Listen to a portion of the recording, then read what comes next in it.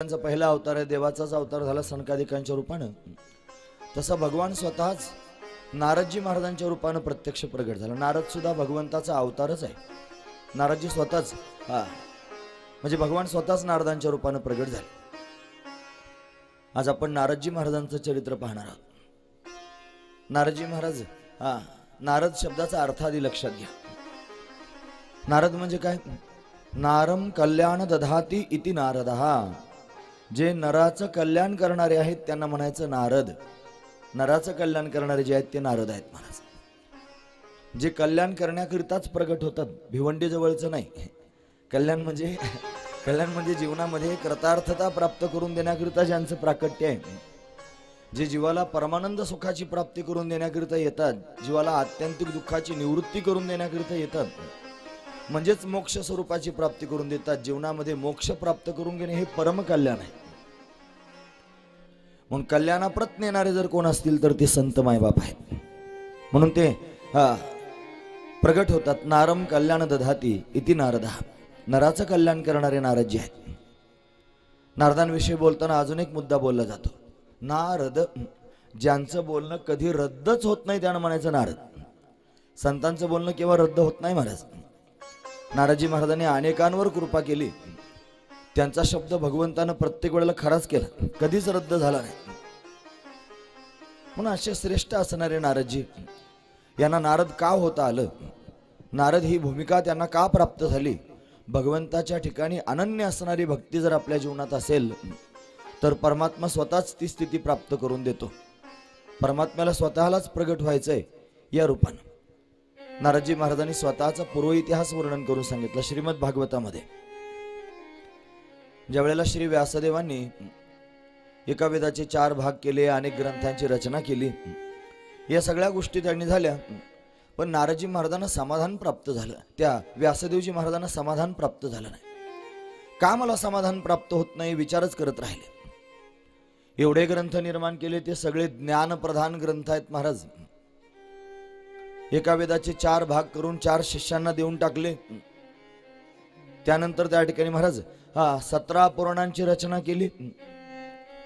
त्याच्यानंतर त्यांनी उत्तर मीमांसा शास्त्र प्रगट केलं. उत्तर मीमांसा शास्त्र जे ब्रह्मसूत्र त्यांनी ज्याच्यात आपण पाहतो, 6 प्रकारचे शास्त्र आहेत ना. आस्तिक शास्त्र, वेदाला मानणारे 6 शास्त्र आहेत. त्याच्यापैकी न्यायशास्त्र आहे, वैशेषिक शास्त्र आहे, सांख्यशास्त्र आहे, योगशास्त्र आहे, पूर्वमीमांसा शास्त्र आणि उत्तर मीमांसा शास्त्र.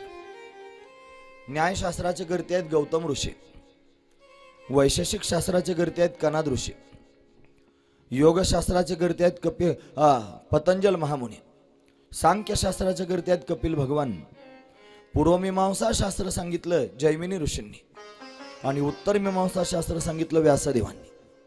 असे 6 शास्त्र आहेत ज्यांना आस्तिक शास्त्र म्हटलं जातं, जे त्या ठिकाणी महाराज वेदाला मानणारी शास्त्र आहेत. त्याच्यापैकी सर्वात श्रेष्ठत्व जर कोणत्या शास्त्राला प्राप्त झालं असेल तर उत्तर मीमांसा शास्त्राला. उत्तर मीमांसा महत्वाचीच आहे. आपण सर्वजण परमार्थ करतो आहोत.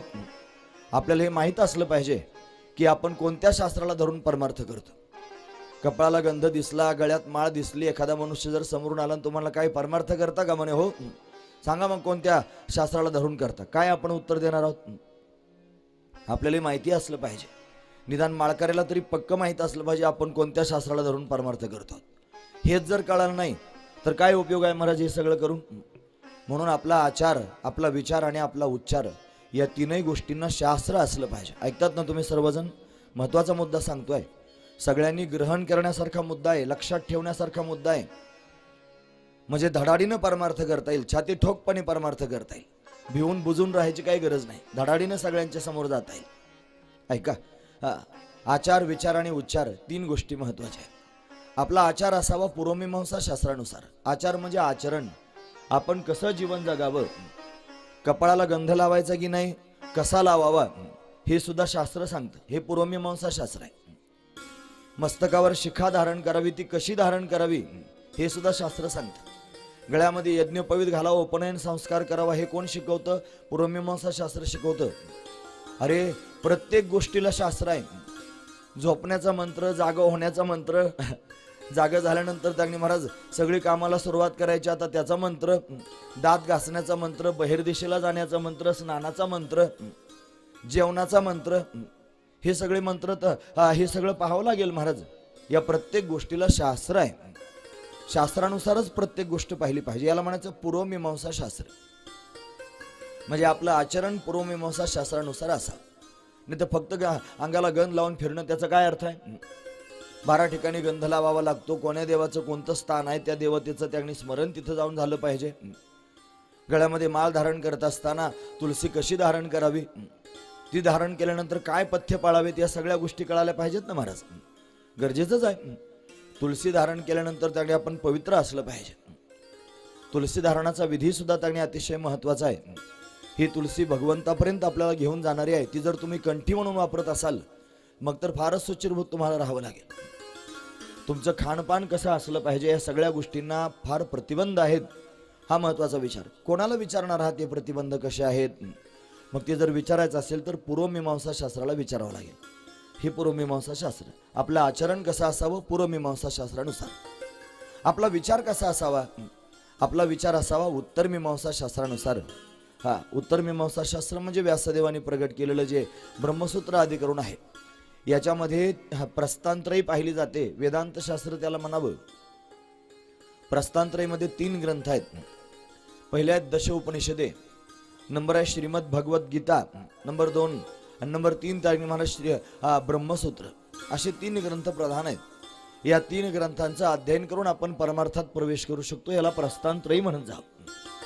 म्हणून आपला विचार या ग्रंथानुसार असावा आणि आपला उच्चार व्याकरण शास्त्रानुसार असावा. व्याकरण सुद्धा शास्त्रच आहे. हे पाणिनीचं व्याकरण. व्याकरणानुसारच बोललं पाहिजे, व्याकरणातच वागलं पाहिजे. हा महत्वाचा विचार. आचार, विचार आणि उच्चार प्रत्येक गोष्टीला शास्त्र आहे. व्यासदेवाने शास्त्र प्रगट केलं. या सगळ्या गोष्टी व्यासदेवाने प्रगट केल्या खऱ्या, पण समाधान मात्र प्राप्त झालं नाही. मग काय करावं? एक दिवशी हनवटीला हात लावून बसले होते शम्यप्राश नावाच्या आपल्या आश्रमामध्ये. चिंतातूर आहेत. त्यावेळेला सरस्वती नदी प्रत्यक्ष वाहत होती. त्या सरस्वती नदीच्या पश्चिम तटावरती आणि शम्यप्राश नावाचा त्यांचा आश्रम आहे. या आश्रमामध्ये हनवटीला हात लावून बसलेले व्यासदेवजी महाराज चिंतातूर आहेत. असं आहे, भक्ताच्या जीवनामध्ये जर चिंता निर्माण झाली तर भगवंताला काहीतरी लीला करावी लागते. मग काय करावं? वास्तविक पाहता व्यासदेव सुद्धा भगवंताचा अवतारच आहेत. आपण पुढे पाहणारच आहोत आता लगेच. 17वा अवतार आहे 24 अवतारांपैकी. व्यासदेव हा अवतार आहे. मग तू म्हणाल परत भगवान कसं आहेत? अहो आधीच मी तुम्हाला सांगितलंय, देव आणि संत 2 नाहीत. देव स्वतः बरोबर खेळण्याकरिताच, तुम्ही कालची प्रस्तावना जर ऐकली असेल तर तुमच्या लक्षात बसलं असेल, देव स्वतः बरोबर खेळण्याकरिता हे सगळं करतो आहे. तोच देव झालेला आहे, तोच भक्त झालेला आहे, तोच लीला करतो आहे. त्याला खेळायचं आहे. तो स्वतःच उद्विग्न झालाय, तोच उद्विग्न आता घालवण्याकरिता येणार आहे. या सगळ्या गोष्टी तो स्वतःच करतोय. म्हणून हनवटीला हात लावून बसले व्यासदेवजी महाराज. भगवंताला कळालं आणि भगवान स्वतःच त्यांनी महाराज व्यासांच्या समोर येण्याकरिता निघाले. नारदांच्या रूपामध्ये व्यासांच्या कानावर शब्द येऊ लागले. हरि ओम नमो नारायणा.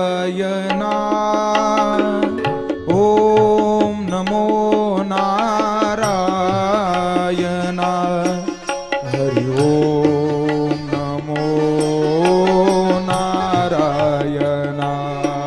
हरि ओम नमो नारायणा. ओम नमो नारायणा. हरि ओम नमो नारायणा. हरि ओम नमो नारायणा. भजन करा. ओम नमो नारायणा. हरि ओम नमो नारायणा. हरि ओम नमो नारायणा. ओम नमो नारायणा. हरि ओम नारायणा. जय जय गोविंद हरे, जय जय गोपाल हरे. जय जय गोविंद हरे, जय जय गोपाल हरे.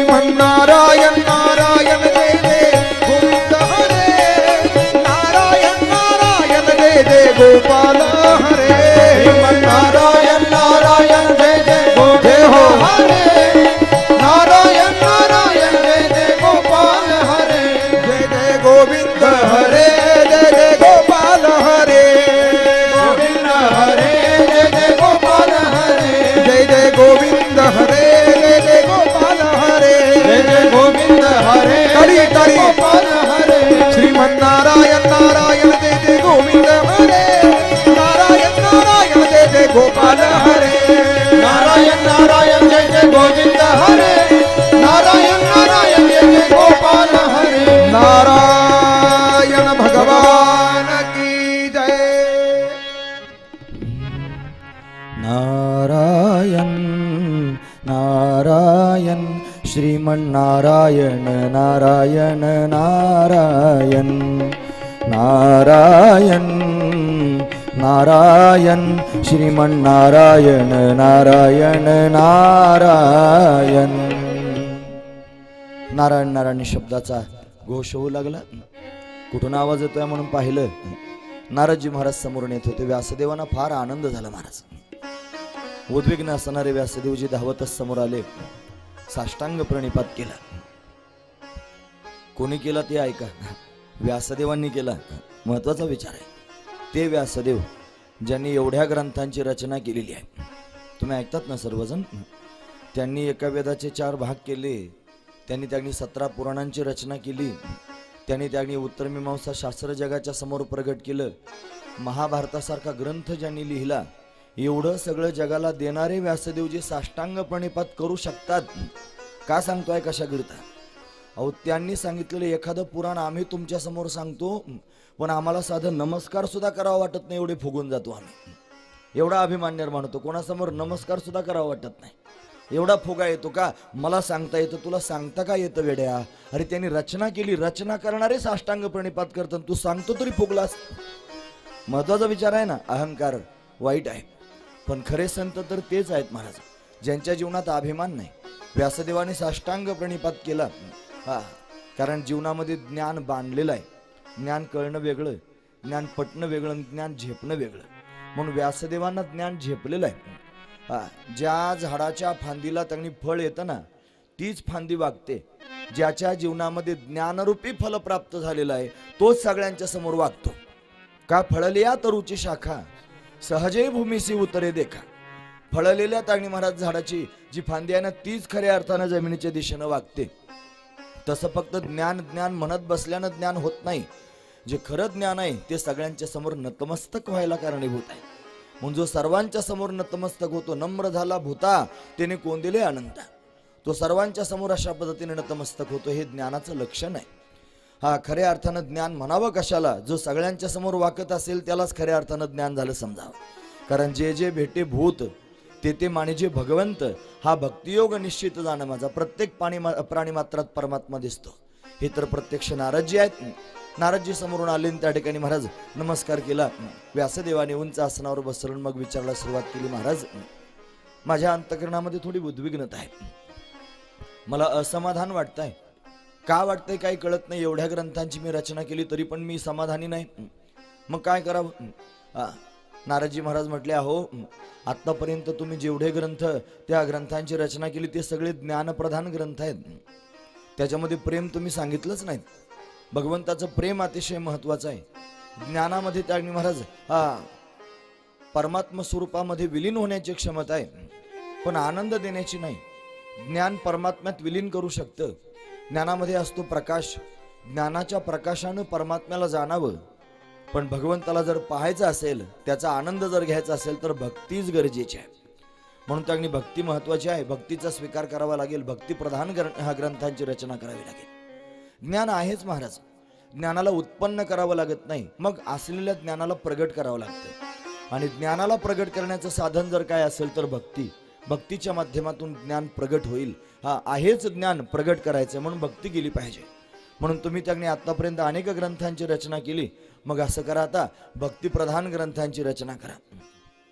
ते म्हणले, महाराज आता माझं एवढं वय झालं, माझ्याच्यानं कसं काय लिखाण होईल, मला हे शक्य नाही. फार आता मी त्याने थकलो, मला लिहिता येणार नाही. असं ज्या वेळेला बोलायला सुरुवात केली त्यावेळेला नारदजी म्हणले, का भगवंतावर विश्वास नाही का?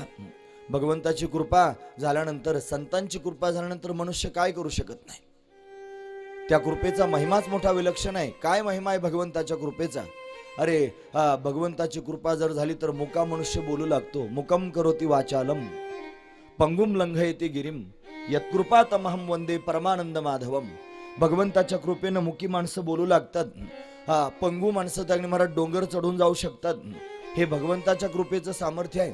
म्हणून भगवंतावर विश्वास आहे म्हणता आणि पुन्हा म्हणता माझ्याच्यानं होणार नाही. तुमचा संतांवर विश्वास नाही का? अहो, संतांची कृपा झाल्यावर काय होत नाही. संतांच्या दर्शनानं, संतांच्या कृपेनं विलक्षणत्व प्राप्त होतं. संतांचं दर्शन झाल्यानं काय घडतं हा प्रश्न एकदा नारदांनाच पडला होता. भगवंताच्या समोर गेले म्हणे, देवा मला सांग संतांच्या दर्शनाचं फल काय? ते म्हणले, तुला फलच विचारायचं का संतांच्या दर्शनाचं? म्हणे हो. मग असं कर, एका अमक्या प्रांतामध्ये एका झाडावर एका पोपटानं त्याने महाराज एका पिलाला जन्म दिला. म्हणजे अंड्यातून एक पिलू बाहेर आले. त्या पोपटाच्या पिलाला जाऊन विचार संतांच्या दर्शनाचं फल काय असतं. नारदजी महाराज गेले. नुकतंच पिलू जन्माला आलं होतं. त्या पिलाकडे पाहिलं आणि त्याला म्हणले, का रे बाबा संतांच्या दर्शनाचं फल काय? त्या पिलानं नारदांकडे पाहिलं आणि लगेच मान टाकून दिली. महाराज गतप्राण झालं ते पोपटाचं पिलू. अरे काय झालं असेल? नारदजी म्हणले, बापा याला विचारून हे मरून गेलं. परत गेले देवाकडे. देवाने सांगितलं असं कर. नाही सांगितलं का पिलानं? म्हणे नाही सांगितलं. आता असं कर म्हणे, एका गाईला वासरू झालंय. त्या नुकतंच झालेलं वासरू आहे, जा त्या वासराला जाऊन विचार संतांच्या दर्शनाचं फल काय? नारदजी महाराज गेले. गाईला वासरू झालं होतं. त्या वासराकडे पाहिलं. म्हणे, का रे बाबा सांग संतांच्या दर्शनाचं फल काय? त्या वासरानं नारदांकडे पाहिलं आणि पाहिल्यावर लगेच मान टाकून दिली. वासरू मरून गेलं. आता काय करावं? नारदांना वाटलं, बाबा मला पाहिलं की मरून जातात हे लोक. पोपट मरून गेला, वासरू मरून गेला, आता काय करायचं? परत देवाकडे गेले. देवानं सांगितलं वासरू मरून गेलं, असं कर आता एका राजाला मुलगा झालाय, आता नुकताच झालाय, जा राजाच्या मुलाला जाऊन विचार संतांच्या दर्शनाचं फल काय? असं ज्या वेळेला सांगितलं ना, घाईघाईनं नारदजी महाराज मनात विचार करू लागले, बापा जर आता मी राजपुत्राच्या समोर गेलो, राजपुत्र जर मला पाहून मरून गेला तर काय होईल? उगीच मला त्यांनी भांडणाचा कहार होईल. आता आपण जावं की नाही जावं मनामध्ये विचारच आहे. म्हणे पण जावंच. गेले महाराज आणि गेल्यानंतर त्यांनी त्या राजपुत्राला पाळण्यात घातलं होतं. त्याच्या समोर जाऊन उभे राहिले आणि उभं राहिल्यानंतर त्यांनी महाराज त्याला विचारलं, सांग संतांच्या दर्शनाचं फल काय? छोटस बाळ बोलू लागलं. तो म्हटलं, महाराज तुम्ही आधी भजन करा, मग मी तुम्हाला फल सांगतो. नारदजी महाराज नारायण नारायण म्हणू लागले. नारायण नारायण नारदांनी भजन सुरू केल्याबरोबर चमत्कार झाला. भगवान प्रत्यक्ष प्रगट झाले नारदांच्या शेजारी. आणि भगवान प्रगट झाल्यानंतर त्या बाळानं भगवंताला पाहिलं आणि पाहून त्यांनी नारदांबरोबर बोलायला सुरुवात केली. तुम्ही विचारलत ना संतांच्या दर्शनाचं फल काय? ऐका, खरं सांगू का? म्हटलं, आधी मी पोपटाचं पिलू झालो होतो, तुम्ही आलात, तुम्ही संत आहात, मला तुमचं दर्शन झालं. तुमच्या दर्शनानं त्याच क्षणाला पोपटाची योनी सुटून गेली. पुढचा जन्म मला वासराचा मिळाला. परत तुम्ही आलात, मला तुमचं दर्शन प्राप्त झालं. तुमच्या दर्शनानं वासराची योनी सुटून गेली. आता पुढचा जन्म मला प्राप्त झाला, मानवाचं शरीर प्राप्त झालं. त्यात पुन्हा मी राजाचा मुलगा झालो. त्यात पुन्हा तुमचं दर्शन झालं आणि त्याहीपेक्षा महत्वाचा विचार, मला प्रत्यक्ष भगवान दिसला. म्हणून संत दर्शने हा लाभ पद्मनाभ जोडला. संतांच्या दर्शनानं काय होतं तर प्रत्यक्ष परमात्मा प्राप्त होतो, हे त्याचं लक्षण आहे. म्हणून संतांचं दर्शन एवढं श्रेष्ठ आहे. मग ते संत जर दर्शनानं परमात्मा प्राप्त करून देतील तर कृपा केल्यानं काय करणार नाहीत? त्यांची जर कृपा झाली, होता तुमची कृपा पशु बोले वेद, त्यांची कृपा जर झाली तर पशु सुद्धा वेद बोलू शकतो. निर्जीव चाले भिंत मृत्तिकेची, मातीची भिंत चालू शकते. मेलेली माणसं जिवंत होऊ शकतात. या सगळ्या गोष्टी संतांच्या कृपेने घडतात. म्हणून संतांच्या कृपेचा महिमाच काही विलक्षण आहे. म्हणून तुझा संतांवर विश्वास नाही का? व्यासदेवांना नारदजी महाराज म्हणू लागले. हो म्हणे, आहे ना. जर विश्वास नसेल तर उदाहरण सांगतो. म्हणे, कोणा? माझं स्वतःच सांगतो म्हटले. नारदजी महाराज स्वतःचं चरित्र सांगू लागले. पूर्वचरित्र सांगतायत. खरं सांगू, मी त्या ठिकाणी पूर्वजन्मी एक दासीपुत्र होतो. अहम पुरातीत भवे भवम मुने दास्यास्तु कश्याश्चन वेदवादीनाम. वेदवादी ब्राह्मणांची दासी होती माझी आई. तिच्या घरी माझा जन्म झाला. पण असं त्यांनी महाराज कपाळ होतं, काय सांगावं, प्रारब्धाचे योगच काही वेगळे होते. माझा जन्म झाल्याबरोबर माझे वडील मरण पावले. नाराजी महाराज सांगू लागले, माझा जन्म झाला आणि माझे वडील मरून गेले. माझी आई त्यांनी चिंता करू लागली. तिला सती जाण्याची इच्छा होती पण जाता येईना. मी लहान होतो. माझ्याकडे पाहून तशीच थांबली. सती गेली नाही. मला लहानचं मोठं करायचंय हा एकच विचार तिच्या मनामध्ये आहे. पण तिची तरुण अवस्था आहे. ती त्यांनी एकटी गावामध्ये राहते आहे, कोणी दुसरं नाही. मीच तिचा एकटा आधार आहे. मला लहानचं मोठं करायचंय हाच तिच्या डोळ्यासमोर उद्देश आहे. मला लहानचं मोठं करू लागले. पण एकट्या तरुण असणाऱ्या स्त्रीनं छोट्याशा बाळाला घेऊन त्यांनी एका गावामध्ये एकटीनं राहणं तेवढंसं ठीक नाही. कारण समाज फार वाईट आहे. कोणत्या तरी दृष्टीनं समाज पाहू लागला. वेगवेगळ्या रीतीनं त्यांनी महाराज समाज वागू लागला. अशी अवस्था त्यांनी झाली. माझी आई व्याकुळ झाली. तरी मला लहानचं मोठं करते आहे. तिनं माझं लालन पालन करत मला 5 वर्षाचं केलं. लोकांच्या घरी धुण्या भांड्याची कामं करावीत, लोकांचं दास्यत्व करावं. ती दासी झाली आणि त्यांनी मला वाढवू लागली. तिला सर्वजण दासी म्हणत होते आणि मला सर्वजण दासीपुत्र म्हणत होते. दासीपुत्र म्हणून मी प्रसिद्ध झालो. सगळे लोक म्हणायचे हा दासीपुत्र आहे. ऐकतात ना तुम्ही सर्वजण. महत्वाचा विचार नारदांनी स्वतःच सांगितले हे चरित्र. व्यासदेवांना सांगत होते. एक दिवशीचा प्रसंग आहे. काही साधू संत त्यांनी सत्संग करण्याकरिता आले होते. चातुर्मासामध्ये सत्संग करायचा आहे म्हणून सर्वजण त्यांनी एकत्र आले. त्याच गावात आले. एक विशाल असणारा वटवृक्ष आहे. त्या वटवृक्षाच्या सावलीमध्ये त्यांनी संत महापुरुषांनी आपलं आसन लावलं. हजारो त्यांनी जनसमुदाय समोर कथा श्रवण करतोय, सत्संग सुरू आहे. काही ब्राह्मण तिथे आलेले आहेत. आता मात्र त्यांनी कथा सुरू झाली. माझ्या आईला कळालं की कथा सुरू झालेली आहे. घाईघाईनं आईनं त्यांनी महाराज ती कथा श्रवण करायचं ठरवलं. त्या संतांना ती शरण गेली. महाराज, मी एक दासी आहे. माझे पती मरण पावले. मला हा एकुलता एक मुलगा आहे. या मुलाला वाढवण्याकरिताच मी माझं जीवन जगते आहे. हा माझा आधार आहे. मला आश्रयाची गरज आहे. लोक फार वाईट आहे असं बोलायला सुरुवात केली. संतांना दया आली. त्यांनी सांगितलं, बाळा इथेच थांब. जवळच त्यांनी पर्णकुटी आहे. तिथे ब्राह्मण पत्नी राहत आहेत. तिथे राहा. काही गोमाता आहेत, तू गोमातेची सेवा कर. इथेच राहा असं म्हटल्यावर माझ्या आईला फार आनंद वाटला. म्हणून ती त्यांनी गोमातेची सेवा करण्यामध्ये रत झाली आणि मी त्या ठिकाणी कथा श्रवण करण्याकरिता जाऊ लागलो. दिवसभर सूर्योदयापासून सूर्यास्तापर्यंत कथा व्हावी. मध्यंतरी संकीर्तन व्हावं. संत महापुरुषांनी कथा सांगायला सुरुवात करावी. जरा दूर ताडगे ते बसलेले असायचे. फार मोठा समाज होता. मी मागे असायचो. नाराजी महाराज स्वतः सांगतात, मला समोर जावं असं वाटे पण मला कोणी जाऊ देत नव्हतं. दूर बसून त्यांनी ऐकायला येत नव्हतं. कथा श्रवण करण्याची उर्मी माझ्या पोटात होती. काय करू? मी जवळ जायचा प्रयत्न केला की लोकांनी मला झिडकारावं, हे दूर हो, दासीपुत्र आहेस, जवळ येऊ नकोस. परत परत मी पुढे येण्याचा प्रयत्न करू लागलो. परत परत लोकांनी माझा तिटकारा करावा. लोकांनी मला दूर करावं, उपेक्षा करावी दासीपुत्र म्हणून. हे त्या कथा सांगणाऱ्या संतांनी पाहिलं. त्यांच्या लक्षात आलं की कोणीतरी छोटासा 5 वर्षाचा बाळ इथपर्यंत येण्याचा प्रयत्न करतोय. कथा त्याला श्रवण करायची आहे. लोक त्याला येऊ देत नाहीत. आता काय करू? संतांनी हात उंच केला. कथा थांबवली आणि कथा थांबवून हात उंच करून लोकांना सांगितलं, खबरदार, त्याला अडवू नका, येऊ द्या समोर. येऊ द्या म्हटल्यानंतर मला फार बरं वाटलं. नारदजी महाराज म्हणतात, माझं हृदय भरून आलं. संत मला बोलावतायत. आता मी सरळ जायला निघालो संतांच्या समोर. आता मला लोकांनी रस्ता दिला, कोणी अडवलं नाही. मी त्या संत महापुरुषांच्या समोर जाऊन उभा राहिलो. हात जोडून त्यांना नमस्कार केला. नमस्कार केल्याबरोबर त्यांनी मला विचारलं, बाळा काय नाव आहे रे तुझं? नाव विचारल्यानंतर मात्र मी स्तब्ध झालो. काहीच बोललो नाही. पुन्हा मला विचारू लागले, बाळा सांग ना तुझं नाव काय आहे? तरी मी काही बोललोच नाही. तिसऱ्यांदा जरा दरडावून बोलू लागले, अरे सांग ना काय नाव आहे तुझं?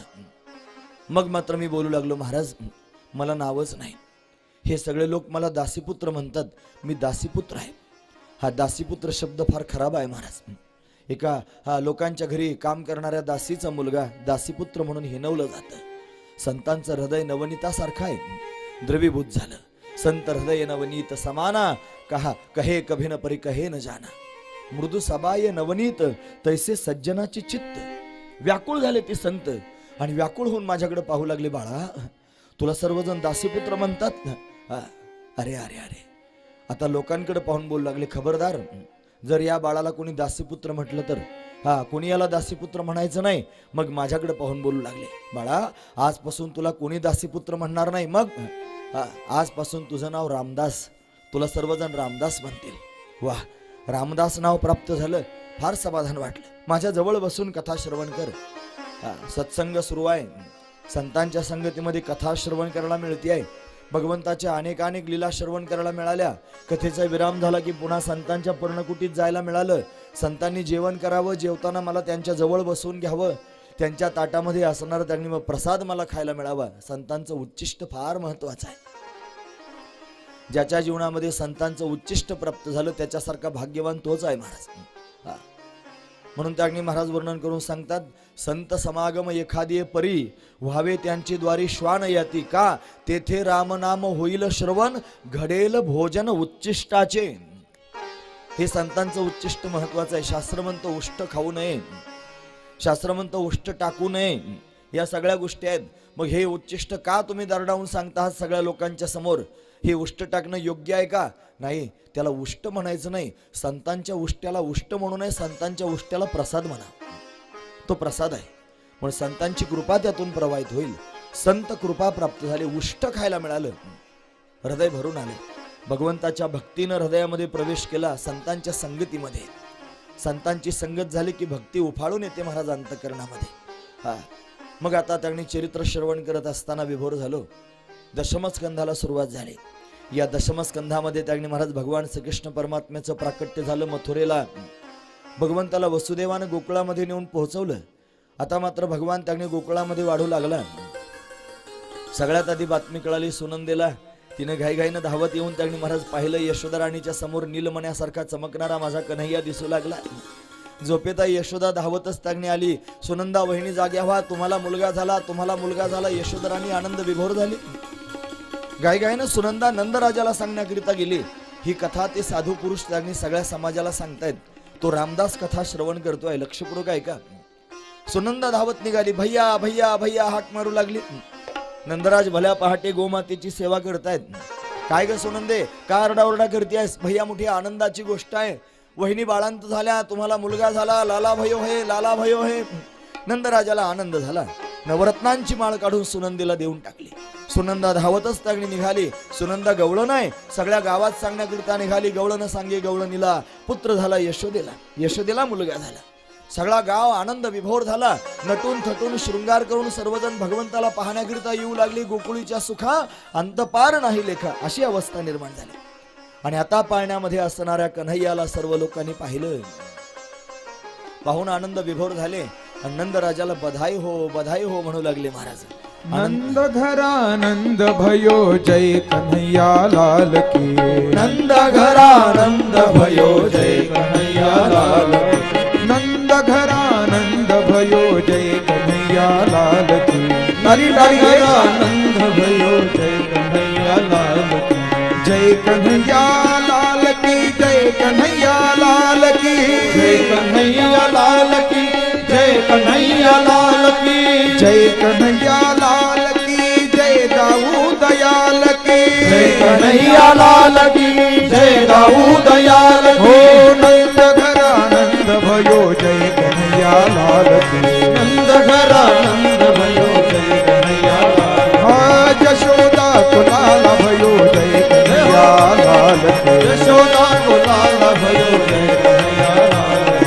हाथी दिनो घोड़ा दिनो और दिनो पाल की. दिनो घोड़ा दिनो और दिनो पाल की. हाथी दिनो घोड़ा दिनो और दिनो पाल की. दिनो घोड़ा दिनो और दिनो पाल की. हरे जय कन्हैया लाल की, जय कन्हैया लाल की, जय कन्हैया लाल की, जय कन्हैया लाल की. हरे नंद घरानंद भयो रे, जय जय कन्हैया लाल की रे. नंद घरानंद भयो रे, जय जय कन्हैया लाल की. हो यशोदा को लाला भयो रे, जय जय कन्हैया लाल की रे. यशोदा को लाल भयो रे,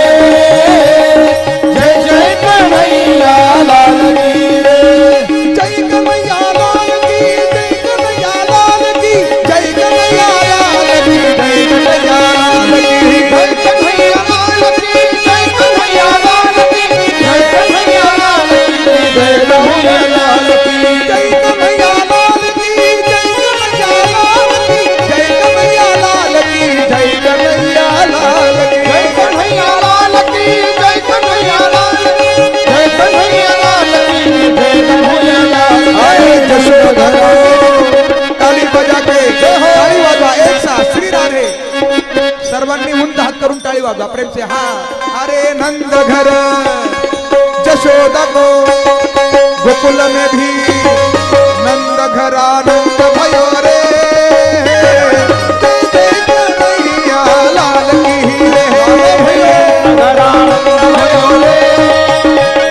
जय जय कन्हैया लाल की हो नंद घर आनंद भयो रे कन्हैया लाल की रे आनंद भयो रे जय जय कन्हैया लाल की नंद घर आनंद भयो जय कन्हैया लाल की घर आनंद भयो जय कन्हैया ओ नंद घर आनंद भयो जय कन्हैया लाल की घर आनंद भयो जय कन्हैया ओ जशोदा लाल भयो जय कन्हैया लाल की यशोदा को लाल भयो जय कन्हैया लाल आनंद घर आनंद भयो जय कन्हैया लाल की घर आनंद भयो जय कन्हैया लाल जशोदा को लाल भयो जय कन्हैया लाल की यशोदा को लाल भयो जय कन्हैया लाल की गोपाल कृष्ण भगवान की जय जय जय श्री राधे बस. हे नंद घरानंद भयो रे जय जय कन्हैया लाल की रे आनंद घरानंद भयो रे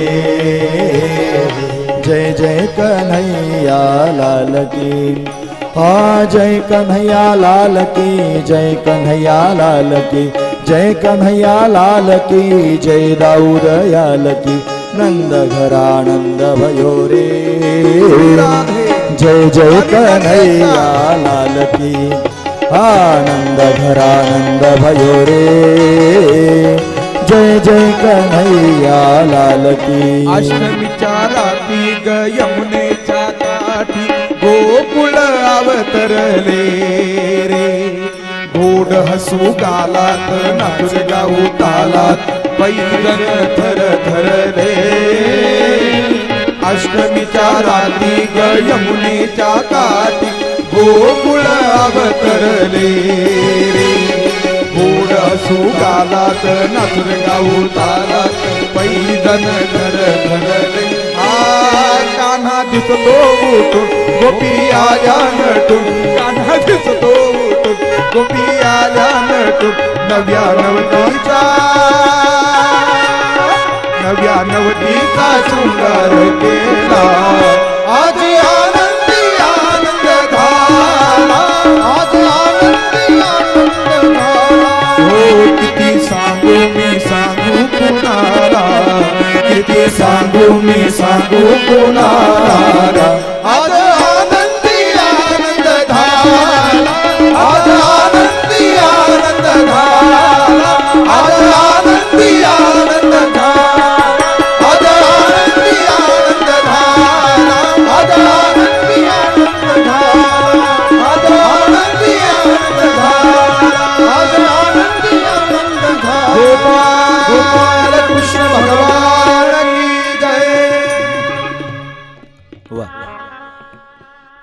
भगवंताचं प्राकट्य झालं बाळगोपाळ नाचू लागले आनंदाची गोष्ट आहे तुम्हाला संत कथा आहे कृष्ण जन्म सांगतोय मला त्याच्या वाचून राहवलंच जात नाही मला कधी उभं करा मी तेच सांगणार तुमच्या समोर त्याच्याशिवाय करमतच नाही महाराज ते सांगावंसंच वाटतं गोड आहे फार भगवान प्रगट झाला त्याचा आनंद गोकुळवासी लोकांना झाला महात्माजी कथा सांगतायत आणि रामदास कथा श्रवण करतोय या कन्हैयाला मारण्याकरिता कंसानं त्यागणी महाराज पुतणीला पाठवलं अनेक दैत्यांना पाठवलं भगवंतानं त्यांचा उद्धार केला मग हा रांगू लागला रांगता रांगता उभा राहू लागला उभं राहता राहता चालू लागला चालता चालता पळू लागला मित्रांबरोबर खेळू लागला त्याच्या मित्रांची नावं होती महाराज पेंद्या वरद्या वाकुड्या श्रीदाम सुदाम मधुमंगल हे मित्रांची नावं फार प्रेम करतोय मित्रांवर अप्रतिम भाव मित्रांविषयीचा आहे भगवंताच्या मनामध्ये तुम्ही ऐकतात ना सर्वजण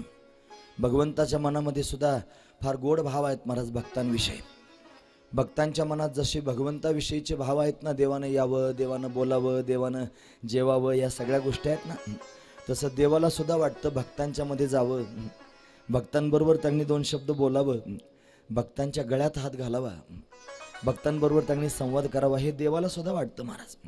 म्हणून तर सुखसंवाद होतो, म्हणून तर सुख त्यांनी उचंबळून वाहत. भगवंतालाही वाटतंय त्यांच्यामध्ये उड्या माराव्यात. हा त्यांनी वनात जाऊ लागला, खोड्या करतोय, सर्वांना त्यांनी त्रस्त करून टाकलं, वेधून घेतलं सर्वांना. आईने सांगितलं वनात जा. वनात जातोय, गोमातेला सांभाळतोय, अनेक प्रकारचे खेळ खेळतोय, विटी दांडू चेंडू लगोरी नानापरी खेळमांडियाला यमुनेच्या तरी खेळ खेळू लागला.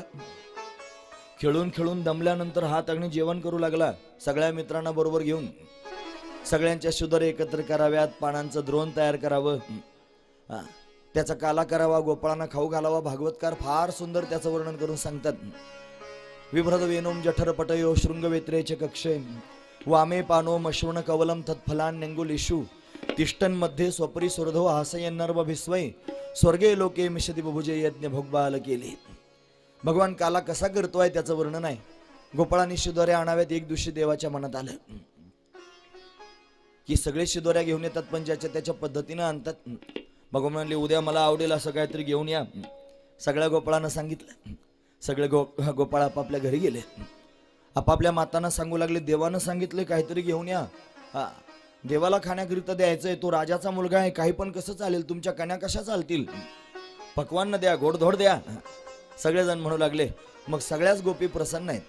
कोणी रबडी करून दिली, कोणी गुलाबजाम करून दिले, कोणी लाडू करून दिले, कोणी पेढे दिले, कोणी बर्फी दिली. नाव ऐकल्यावर तोंडाला पाणी सुटतं ना. असे सुंदर सुंदर पक्वान्न, कोणी माखन मिश्री दिली.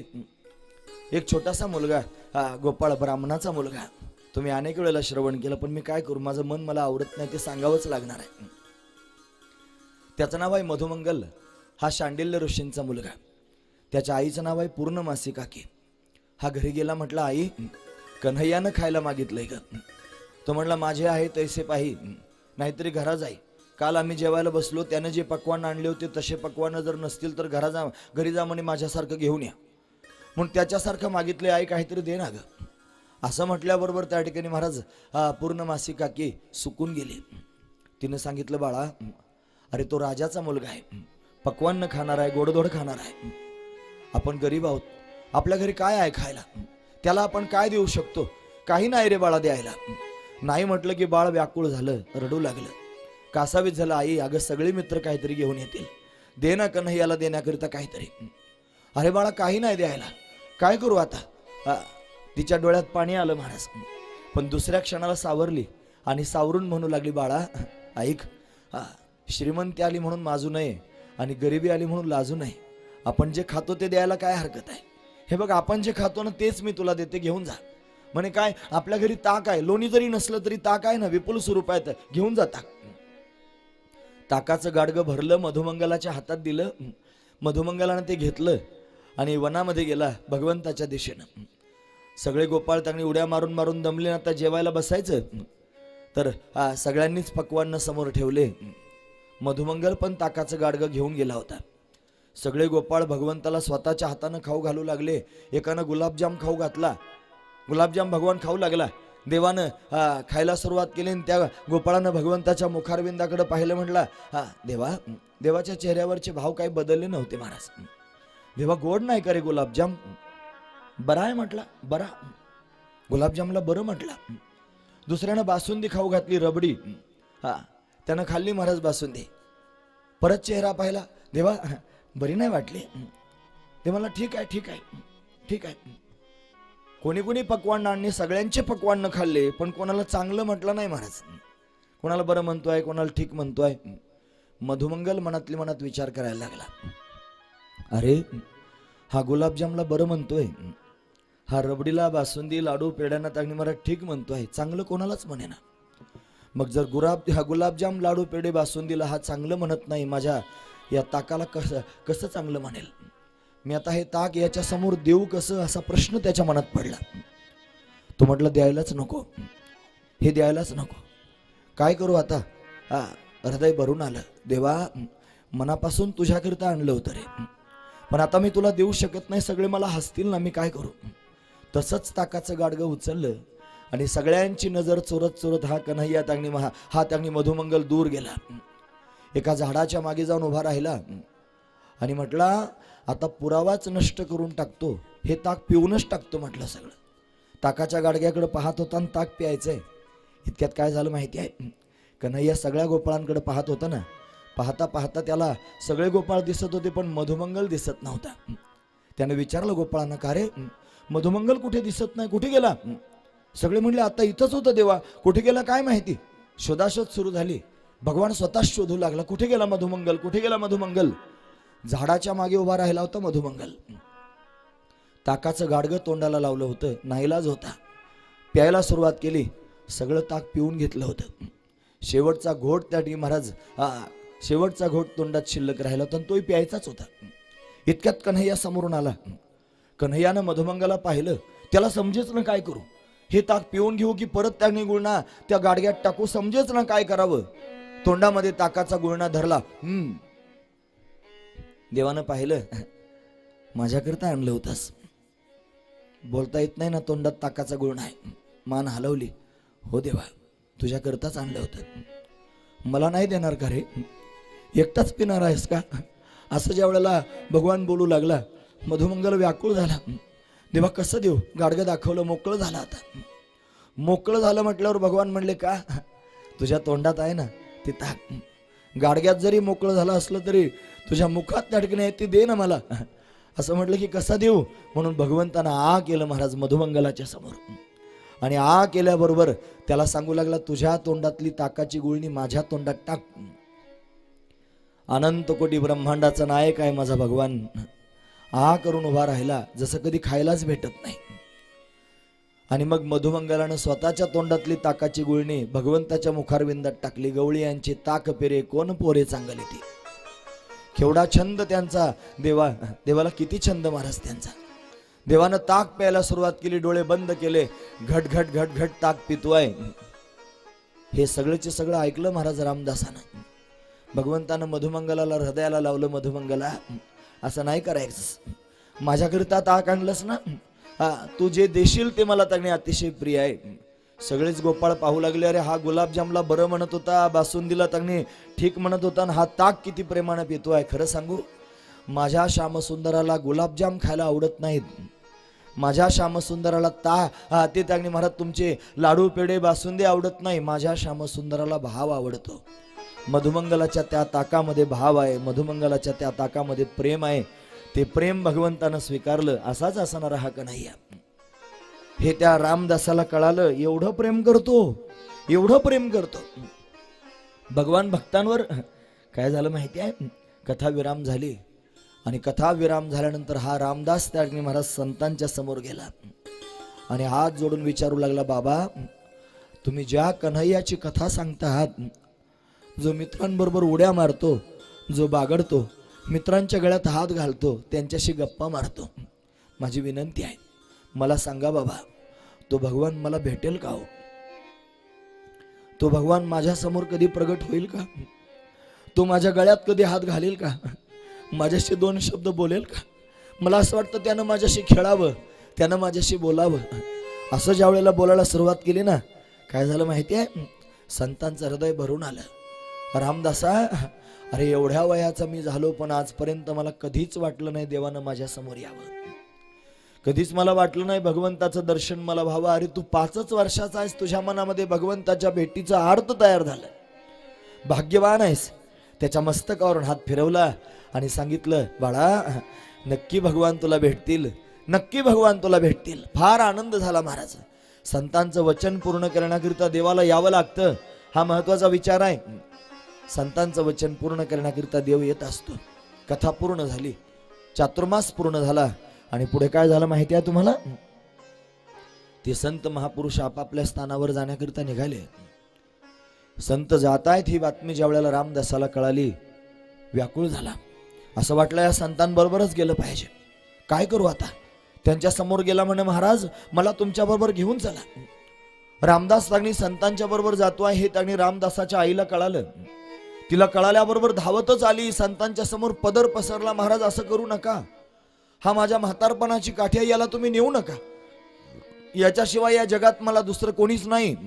असं ज्या वेळेला बोलायला तिनं सुरुवात केली त्यावेळेला संत सुद्धा व्याकुळ झाले. तिची ती व्यथा पाहून मग मला सांगू लागले, नारदजी महाराज सांगतात, रामदास आहे ना, तोच रामदास पुढे जाऊन नारद होणार आहे. रामदासाला सांगू लागले, रामदासा तुला आमच्या बरोबर येता येणार नाही, जोपर्यंत तुझी आई जिवंत आहे तोपर्यंत तुला इथेच राहावं लागेल. मी आता काय करू, ही आई जिवंत आहे तोपर्यंत इथे राहावं लागेल. विनंती केली भगवंताची, मनात विचार आला, ही आई जर लवकरात लवकर मरण पावली तर किती चांगलं होईल. नाही, आई मरावी असं वाटतं का कोणाला? आई त्यागनी जन्माला पुरावे असं वाटतं, आई जीवनभर असावे आपल्या समोर असं वाटतं. आई मरण्याचा विचार, ही कल्पना सुद्धा मनाला सहन होत नाही. पण भगवंताच्या भेटीमध्ये जर आई आडवी पडत असेल तर तिचा त्याग करणारे भक्त आहेत महाराज.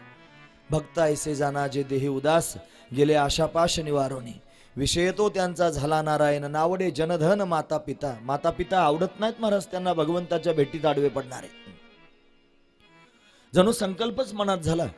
संतांनी सांगितलं येता यायचं नाही, त्याला वासुदेव गायत्री मंत्राचा उपदेश केला. ओम नमो भगवते तुभ्यं वासुदेवाय धीमहि प्रद्युम्नाय अनिरुद्धाय नमः संकर्षणाय च. वासुदेव गायत्री मंत्र सांगितला. सांगितले इथेच भगवंताचं चिंतन करीत राहा. मी भगवंताचं चिंतन करू लागलो. नारदजी महाराज सांगतायत, हे चिंतन करत असताना त्यागनी महाराज एक दिवशी एक विलक्षणत्व घडलं.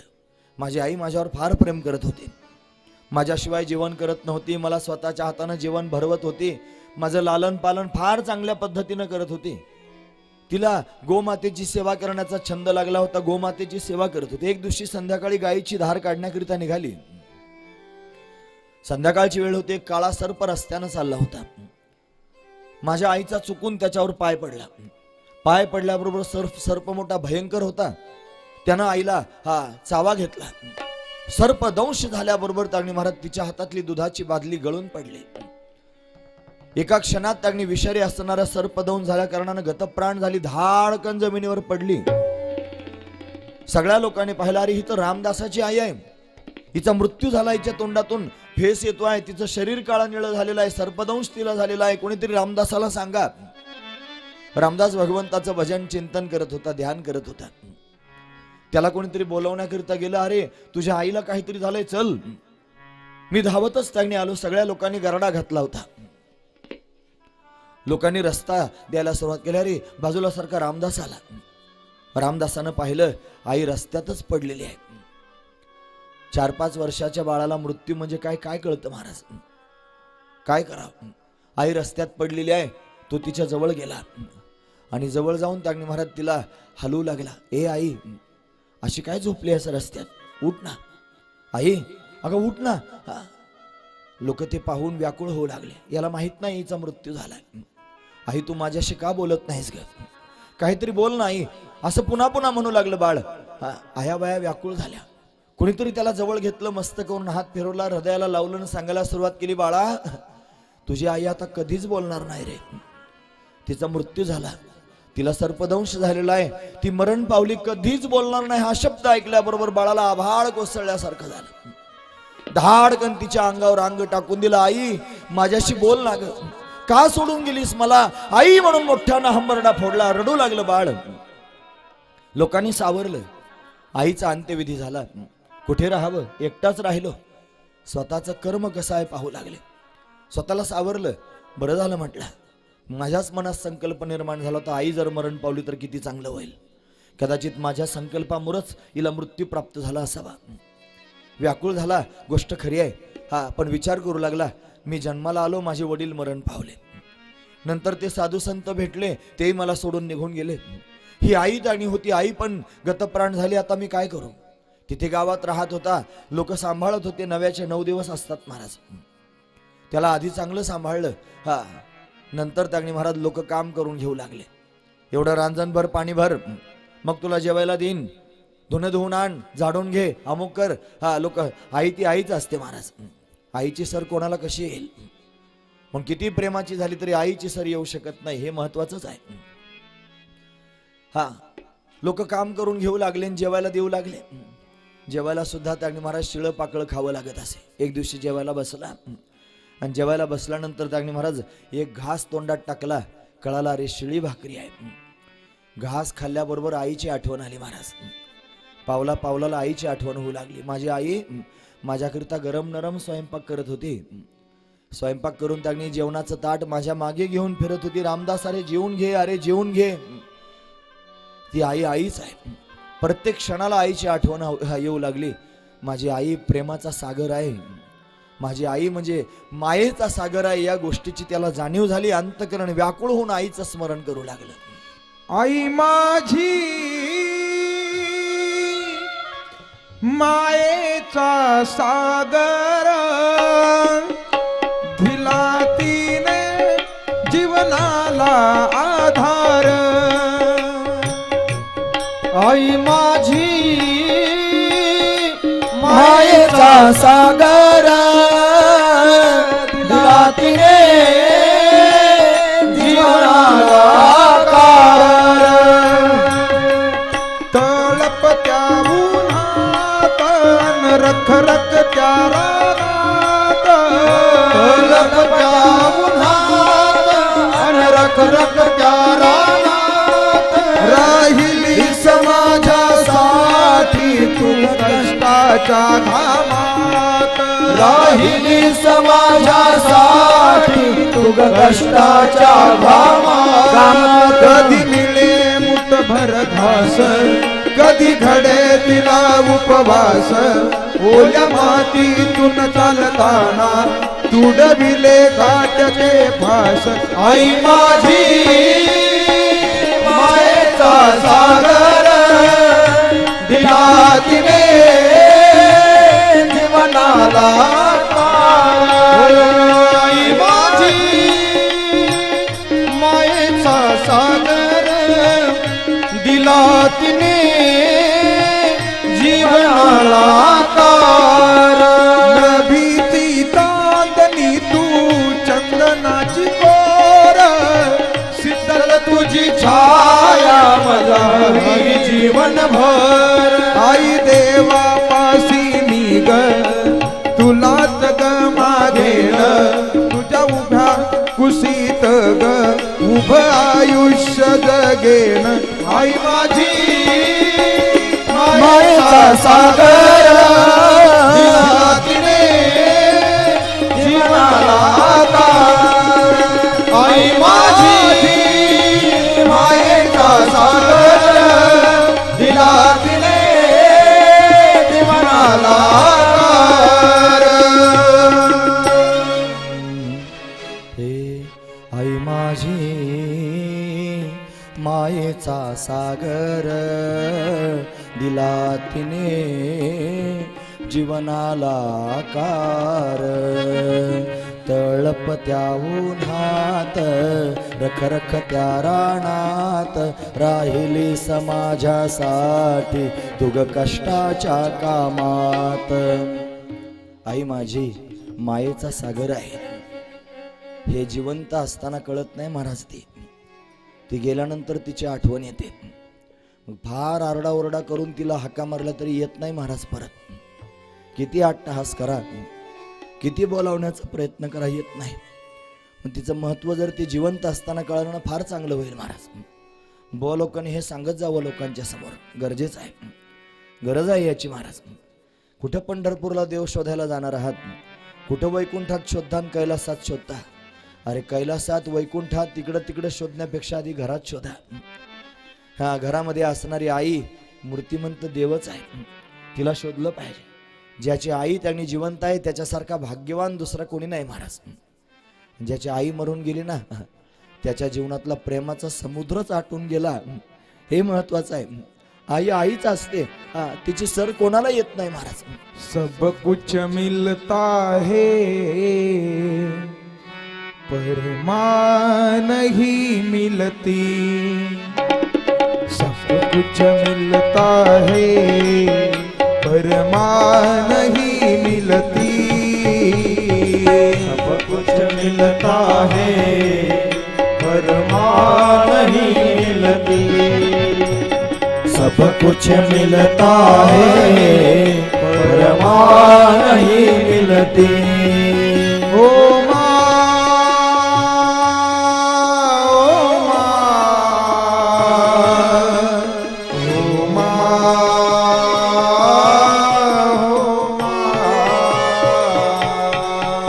ओ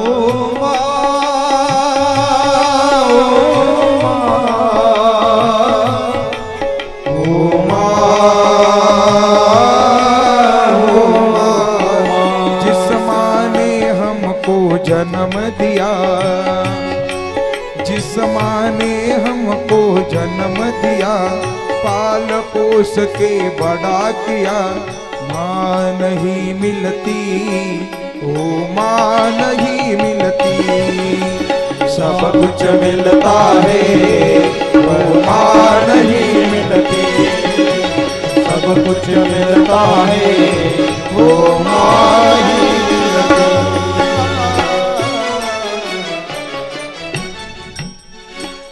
जगात सगळं काय मिळेल महाराज, आई मोठी दुर्लभ गोष्ट आहे. मला दुकान मांडून सांगायचं नाही, तुम्ही ऐकतात ना सर्वजण. उगाच तुमचं मनोरंजन करण्याकरिता सांगायचं नाही, आणि सगळे लोक सांगतात तसंही सांगायचं नाही. मला फक्त निरोप सांगायचा आहे. एवढाच निरोप आहे की ज्याला आई असेल तो भाग्यवान आहे, त्यानं त्याच्या आईची सेवा करावी. आणि काय सेवा करावी तिला कधीच वाटत नाही. माझ्या आईला तर कधीच वाटत नाही मी तिचे पाय दाबावेत म्हणून.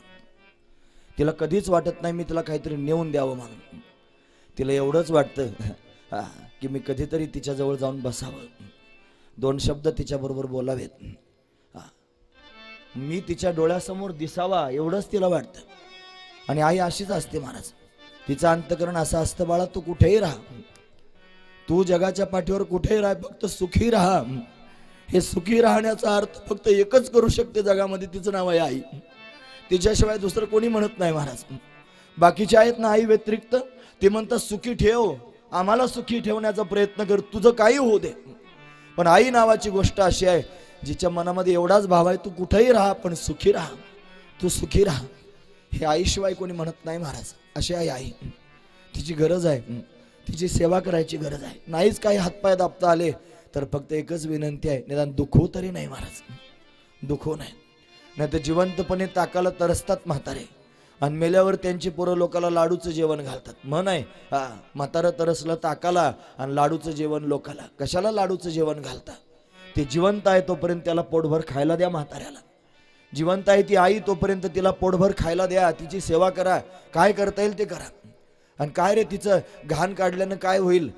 मला तुम्ही सांगा. अरे ती जेवायला बसली असताना तिच्या मांडीवर कितीतरी वेळेला आपण घाण केली, तिनं कधीच कंटाळा केला नाही, तिनं कधीच त्याने त्रास दिला नाही, तिनं कधीच आपली उपेक्षा केली नाही. तिनं त्यावेळेला त्याने महाराज स्वतःचं स्वत्व सोडून आपल्यावर जीवापाड प्रेम केलं. आता आपली बारी आहे, आपण तिची सेवा करायची बारी आहे, म्हणून सेवा केली पाहिजे. असू द्या. आईची आठवण यायला लागली, ती गेल्यावरच येत असते. माझी आई मला गरम नरम करून खाऊ घालत होती, काय करू आता ती दिसत नाही, नको या लोकांच्या मध्ये राहायला. रामदासानं गावच सोडून दिलं, भगवंताचं चिंतन करत करत निघून गेला. ज्यावेळी तो भगवंताचं चिंतन करत निघून गेला, एकांतात जाऊन भगवंताचं स्मरण केलं, त्याचा परिणाम प्रत्यक्ष परमात्मा प्रगट झाला. परमात्म्याचं दर्शन झालं. रामदासाला साधूचा शब्द खोटा होत नाही महाराज, म्हणून साधूच्या मुखातून आलं ना, जा तुला देव भेटेल, भेटणारच, देवाला भेटावंच लागेल महाराज. भगवान प्रत्यक्ष दिसला, त्याचं दर्शन झालं, पण फार वेळ थांबला नाही महाराज. एका क्षणात भगवान अंतर्धान झाले. भगवान अंतर्धान झाल्यानंतर हा रडू लागला, देवा अरे काय, अरे सगळेच सोडून निघून गेले, माझे वडील मरण पावले, ते साधू संत भेटले ते निघून गेले, आई मरून गेली, तू भेटलास, तू सुद्धा आता निघून गेला, आता मी काय करू? आकांत करू लागला रामदास. मग मात्र त्यांनी आकाशवाणी झाली, आणि आकाशवाणीमधून भगवंतानं सांगितलं, रामदासा चिंता करू नकोस, अट्टहास करू नकोस, या जन्मामध्ये तुला माझं दर्शन परत कधीच होणार नाही.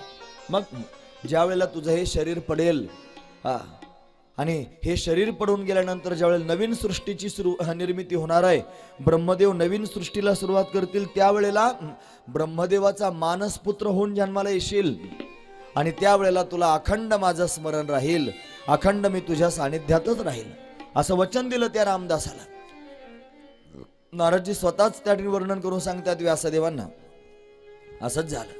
भगवंताचं चिंतन करता करता माझं शरीर पडलं, त्यानंतर प्रलय झाला, आणि प्रलय झाल्यानंतर भगवंतानं ज्या वेळेला नवीन सृष्टी निर्माण करायचं ठरवलं, ब्रह्मदेवाला उपदेश केला, आणि ब्रह्मदेवानं सृष्टी निर्माण करत असताना सगळ्यात आधी मानसपुत्र प्रगट केले. आणि ते मानसपुत्र प्रगट होत असताना ब्रह्मदेवाच्या मनापासून माझा जन्म झाला. मी ब्रह्मदेवाचा पुत्र आहे, मी ब्राह्मण आहे, मी तो त्या ठिकाणी नारद आहे. ब्रह्मदेवानं त्याचा ब्रह्मविना मला दिला, आणि तो विना हातात घेऊन मी अखंड भगवंताचं स्मरण करतोय, तोच मी नारद. नारदांनी स्वतःच त्यांनी स्वतःचं जन्मकर्म वर्णन करून सांगितलं. असे नारदजी महाराज प्रगट झाले. नारद भगवान की जय. तुम्ही म्हणत जा माझं नरड खराब झालेला आहे, जरा जागेवर राहिले म्हणजे म्हणाल. चला, नारदजींचं प्राकट्य झालं. असे नारदजी आहेत. नारदाने अनेक प्रकारची लीला केली. प्रत्येक विधायक कर्मामध्ये नारदजी हजर आहेत महाराज. नारदाने त्यांनी महाराज ग्रहस्थाश्रमाचा स्वीकार केला नाही. नारदजी त्यांनी आश्रम करून पर्णकुटी करून राहू लागले. भगवंताचं भजन करू लागले. भगवंताच्या भजनामध्ये विभोर आहेत. जेवढे भगवंताचे अवतार झाले प्रत्येक अवतारात नारदजी महाराज सहभागी आहेतच महाराज. जेवढे झाले अवतार तुका त्यांचे बरोबर तुकोबराय म्हणतात की नाही, तशा प्रत्येक अवताराचे साक्षीदार नारदजी महाराज आहेत. भगवान नरसिंह रूपात प्रगट झाले नारदजी तिथे आहेत. भगवान वराह रूपात प्रगट झाले नारदजी तिथे आहेत. भगवान त्यांनी अनंत अवतार धारण करून आले. प्रत्येक ठिकाणी नारदजी महाराज आहेत. भगवंताचं चिंतन करतायत. अनेकांना उपदेश करतायत. उपदेश करत करत फिरतायत. तपश्चर्या करतायत. तपश्चर्या महत्वाचीच आहे महाराज. नारदांनी तपश्चर्या केली. तपश्चर्या करून नारदांनी त्यांनी महाराज कामदेवाला जिंकून घेतलं. काम जिंकला. हा काम जिंकल्यानंतर त्यांनी महाराज अभिमान झाला. कामदेवाला जिंकलं की अभिमान त्यांनी होत असतो महाराज. तपश्चर्याचा अभिमान मोठा वाईट असतो. कामच जिंकला म्हणले कोणाला त्यांनी याला सांग त्याला सांग. एक दिवशी फिरत फिरत त्यांनी गेले नारदजी कैलास पर्वतावर. भगवान शंकराला सांगितलं महाराज म्हणे फार दिवसातून आलात म्हणे. हो आपल्याला फार कामं असतात. मी तपश्चर्या करायला गेलो होतो. काय केले म्हणे तपश्चर्या म्हणे. काय नाही तपश्चर्या केली. कामदेवावर विजय प्राप्त करून घेतला. भगवान शंकराला कळाला अभिमान झालेला आहे म्हणून. काय करावं. शंकरानं सांगितलं मला सांगितलं ते बरं झालं. वैकुंठात गेल्यावर देवाला सांगू नका. मग काय करावं. पण ऐकलं नाही महाराज. वैकुंठात नारायण नारायण करत गेले. भगवंतानं पाहिलं म्हणे नारदजी फार दिवसांनी आलात कुठे असता हल्ली. म्हणे काय नाही देवा फार व्यस्त असतो. म्हणे काय करता तपश्चर्या करतो. स्वतः केलेली तपश्चर्या कोणाला सांगत जाऊ नये. तपश्चर्या करत जावी पण तपश्चर्या गुप्त असावी महाराज. लोकांच्या समोर प्रगट करून सांगू नये. हा महत्वाचा विचार. गुप्त साधना करत जावे. तुम्ही रामकृष्ण हरी जरी म्हणत असाल तरी तुमचं साधन गुप्त ठेवा. लोकांच्या समोर प्रगट करू नका. तुम्ही त्यांनी काय साधन जीवनामध्ये करत आहात त्या साधनेचा डांगोरा पेटू नका. तो डांगोरा जर पेटला तर त्याचा देखावा होईल आणि तुमच्या साधनेमध्ये त्यांनी महाराज क्षती निर्माण होईल. हा महत्वाचा विचार. म्हणून साधना नारदजी महाराज करू लागले. साधना करतायत. कामदेवाला जिंकलेला आहे. सगळ्या गोष्टी खऱ्या आहेत. भगवंताच्या समोर गेले म्हणे साधनेत मस्त होतं. मग काय झालं. म्हणे काय नाही. साधना केल्यानंतर त्यांनी महाराज प्रत्यक्ष तो कामदेव आला आणि कामदेवानं माझ्यावर आक्रमण केलं. पण त्याचं काहीच चाललं नाही. खरं पाहिलं तर ज्या वनात जाऊन तपश्चर्या करत होते त्या वनाला वरदान होतं. म्हणून तिथे त्यांनी महाराज कामदेवाची चाल चालत नव्हती. म्हणून त्यांनी कामदेव परास्त अशा पद्धतीनं झाला. नारदांची त्यांनी स्तुती केली. कामदेवानं स्तुती केली महाराज. वाह. कामदेवाचं काही चाललं नाही ना. महत्वाचा मुद्दा आहे. लक्षपूर्वक ऐका. तुमच्यासारखी पहिल्यांदाच पाहिले म्हणे. मी जेवढ्या लोकांवर आक्रमण करतो सगळ्यांना परास्त करतो म्हटले. पण तुम्ही जे गाशे सापडले की जे त्या ठिकाणी महाराज माझ्या परीक्षेमध्ये उतरले मी तुम्हाला शरण आलो. स्तुती केली. त्याचा परिणाम काय झाला ऐका.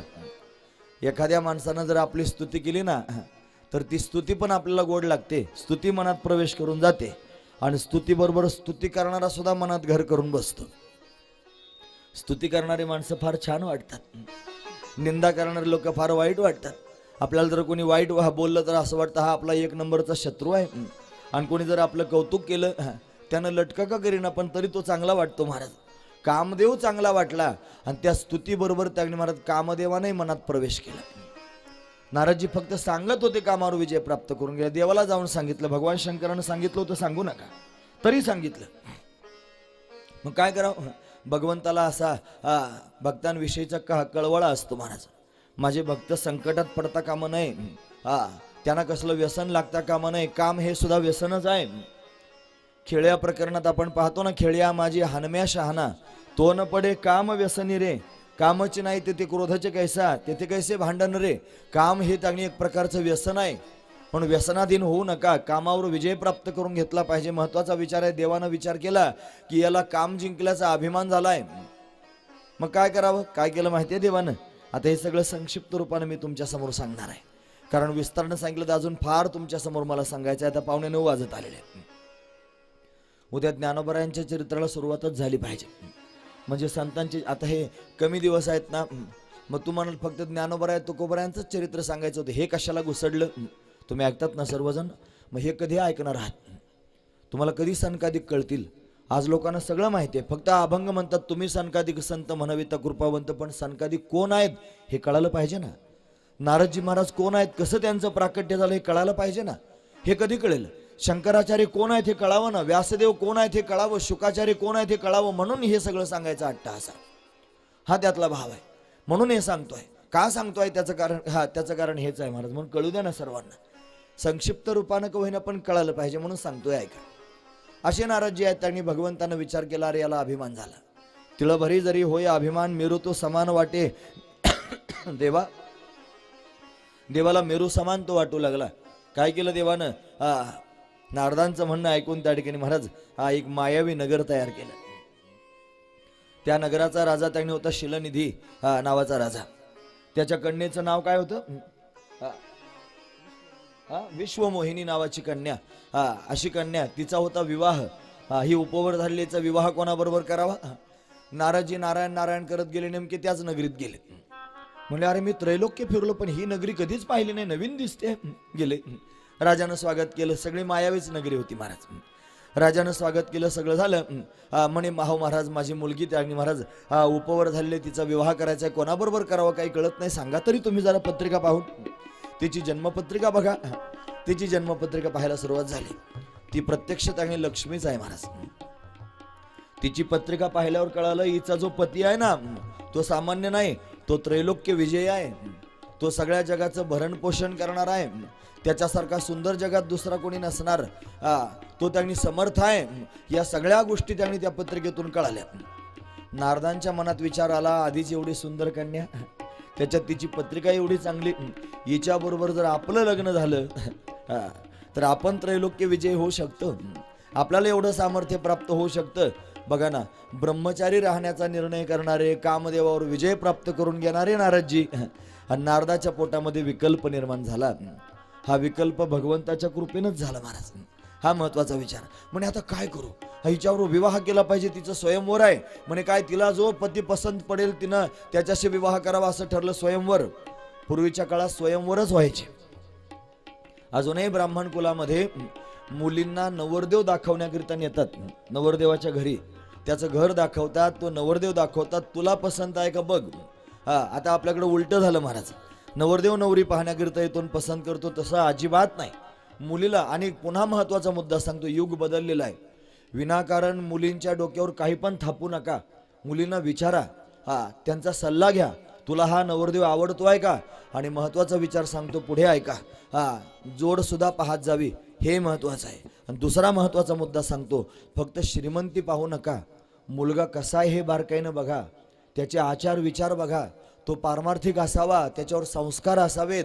आणि मग अशा संस्कारित मुलाला आपली मुलगी द्या. आपली मुलगी म्हणजे आपलं धन आहे, तो आपल्या पोटचा गोळा आहे, त्याला आपण लहानचं मोठं केलेलं आहे, तिच्यावर आपण संस्कार केलेले आहेत. कोणाच्याही हातात काय देता? अरे संपत्ती पाहून दिली, तो जर त्याने खाणारा पिणारा, त्याने वाईट वागणारा असेल तर मुलीला कसं सुख देईल. पण फक्त श्रीमंती पाहू नका, त्याची संस्कृती बघा, हे महत्वाचं आहे. पण असं आता मला वेळ नाही ना हे सगळं सांगायला, नाही तर मध्ये आल्यावर हे सगळं सांगितलं पाहिजे बुवानं. हे सांगायची गरज आहे महाराज. पोथ्या तर कायमच लोक ऐकतात. पोथ्या कुठपर्यंत सांगणार, आज हे सांगण्याचं त्यांनी गरज पडते आहे समाजाच्या समोर. महत्वाचा विचार आहे. म्हणून मुलींवर तरी अत्याचार करू नका, मुलींच्या विरोधात त्यांनी वागू नका. तिला विचारा तुला काय हवंय, आणि मग अशा पद्धतीनं तिचा विवाह करून द्या, तर मुलगी सुखात राहील, तर समाधानात राहील. हा त्यातला भाव आहे. म्हणजे मुलीचे बाप असतील, मुलीचे मायबाप असतील, त्यांच्याकरता हा माझा सल्लाच आहे महाराज. की चांगला मुलगा बघा, सात्विक बघा. अरे ज्याच्या गळ्यात पवित्र तुळशीची माळ आहे, जो भगवंताचा भक्त आहे, हरिभक्तीपरायण आहे, पंढरी आळंदीची वारी करतोय. अरे जरा संपत्तीनं गरीब असला तरी असू द्या. संपत्ती सगळ्यात मोठी त्याने महाराज, परमार्थ हीच सगळ्यात मोठी संपत्ती आहे. परमार्थ महाधन.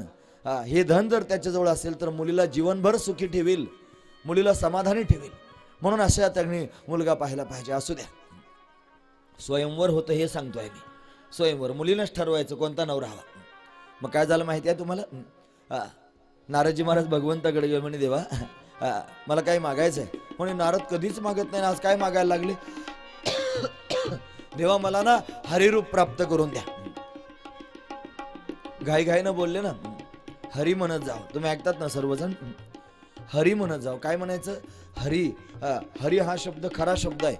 हारी म्हणणं वेगळं, हला काना देणं वेगळं, आणि हरी म्हणणं वेगळं आणि हारी म्हणणं वेगळं. आता सगळेच लोक सर्रास हारीच म्हणतात. विना घेतला की त्यांनी विनकरी पहिल्यांदाच रामकृष्ण हारी त्याची सुरुवात असते. म्हणजे हारी. हरी काय आहे?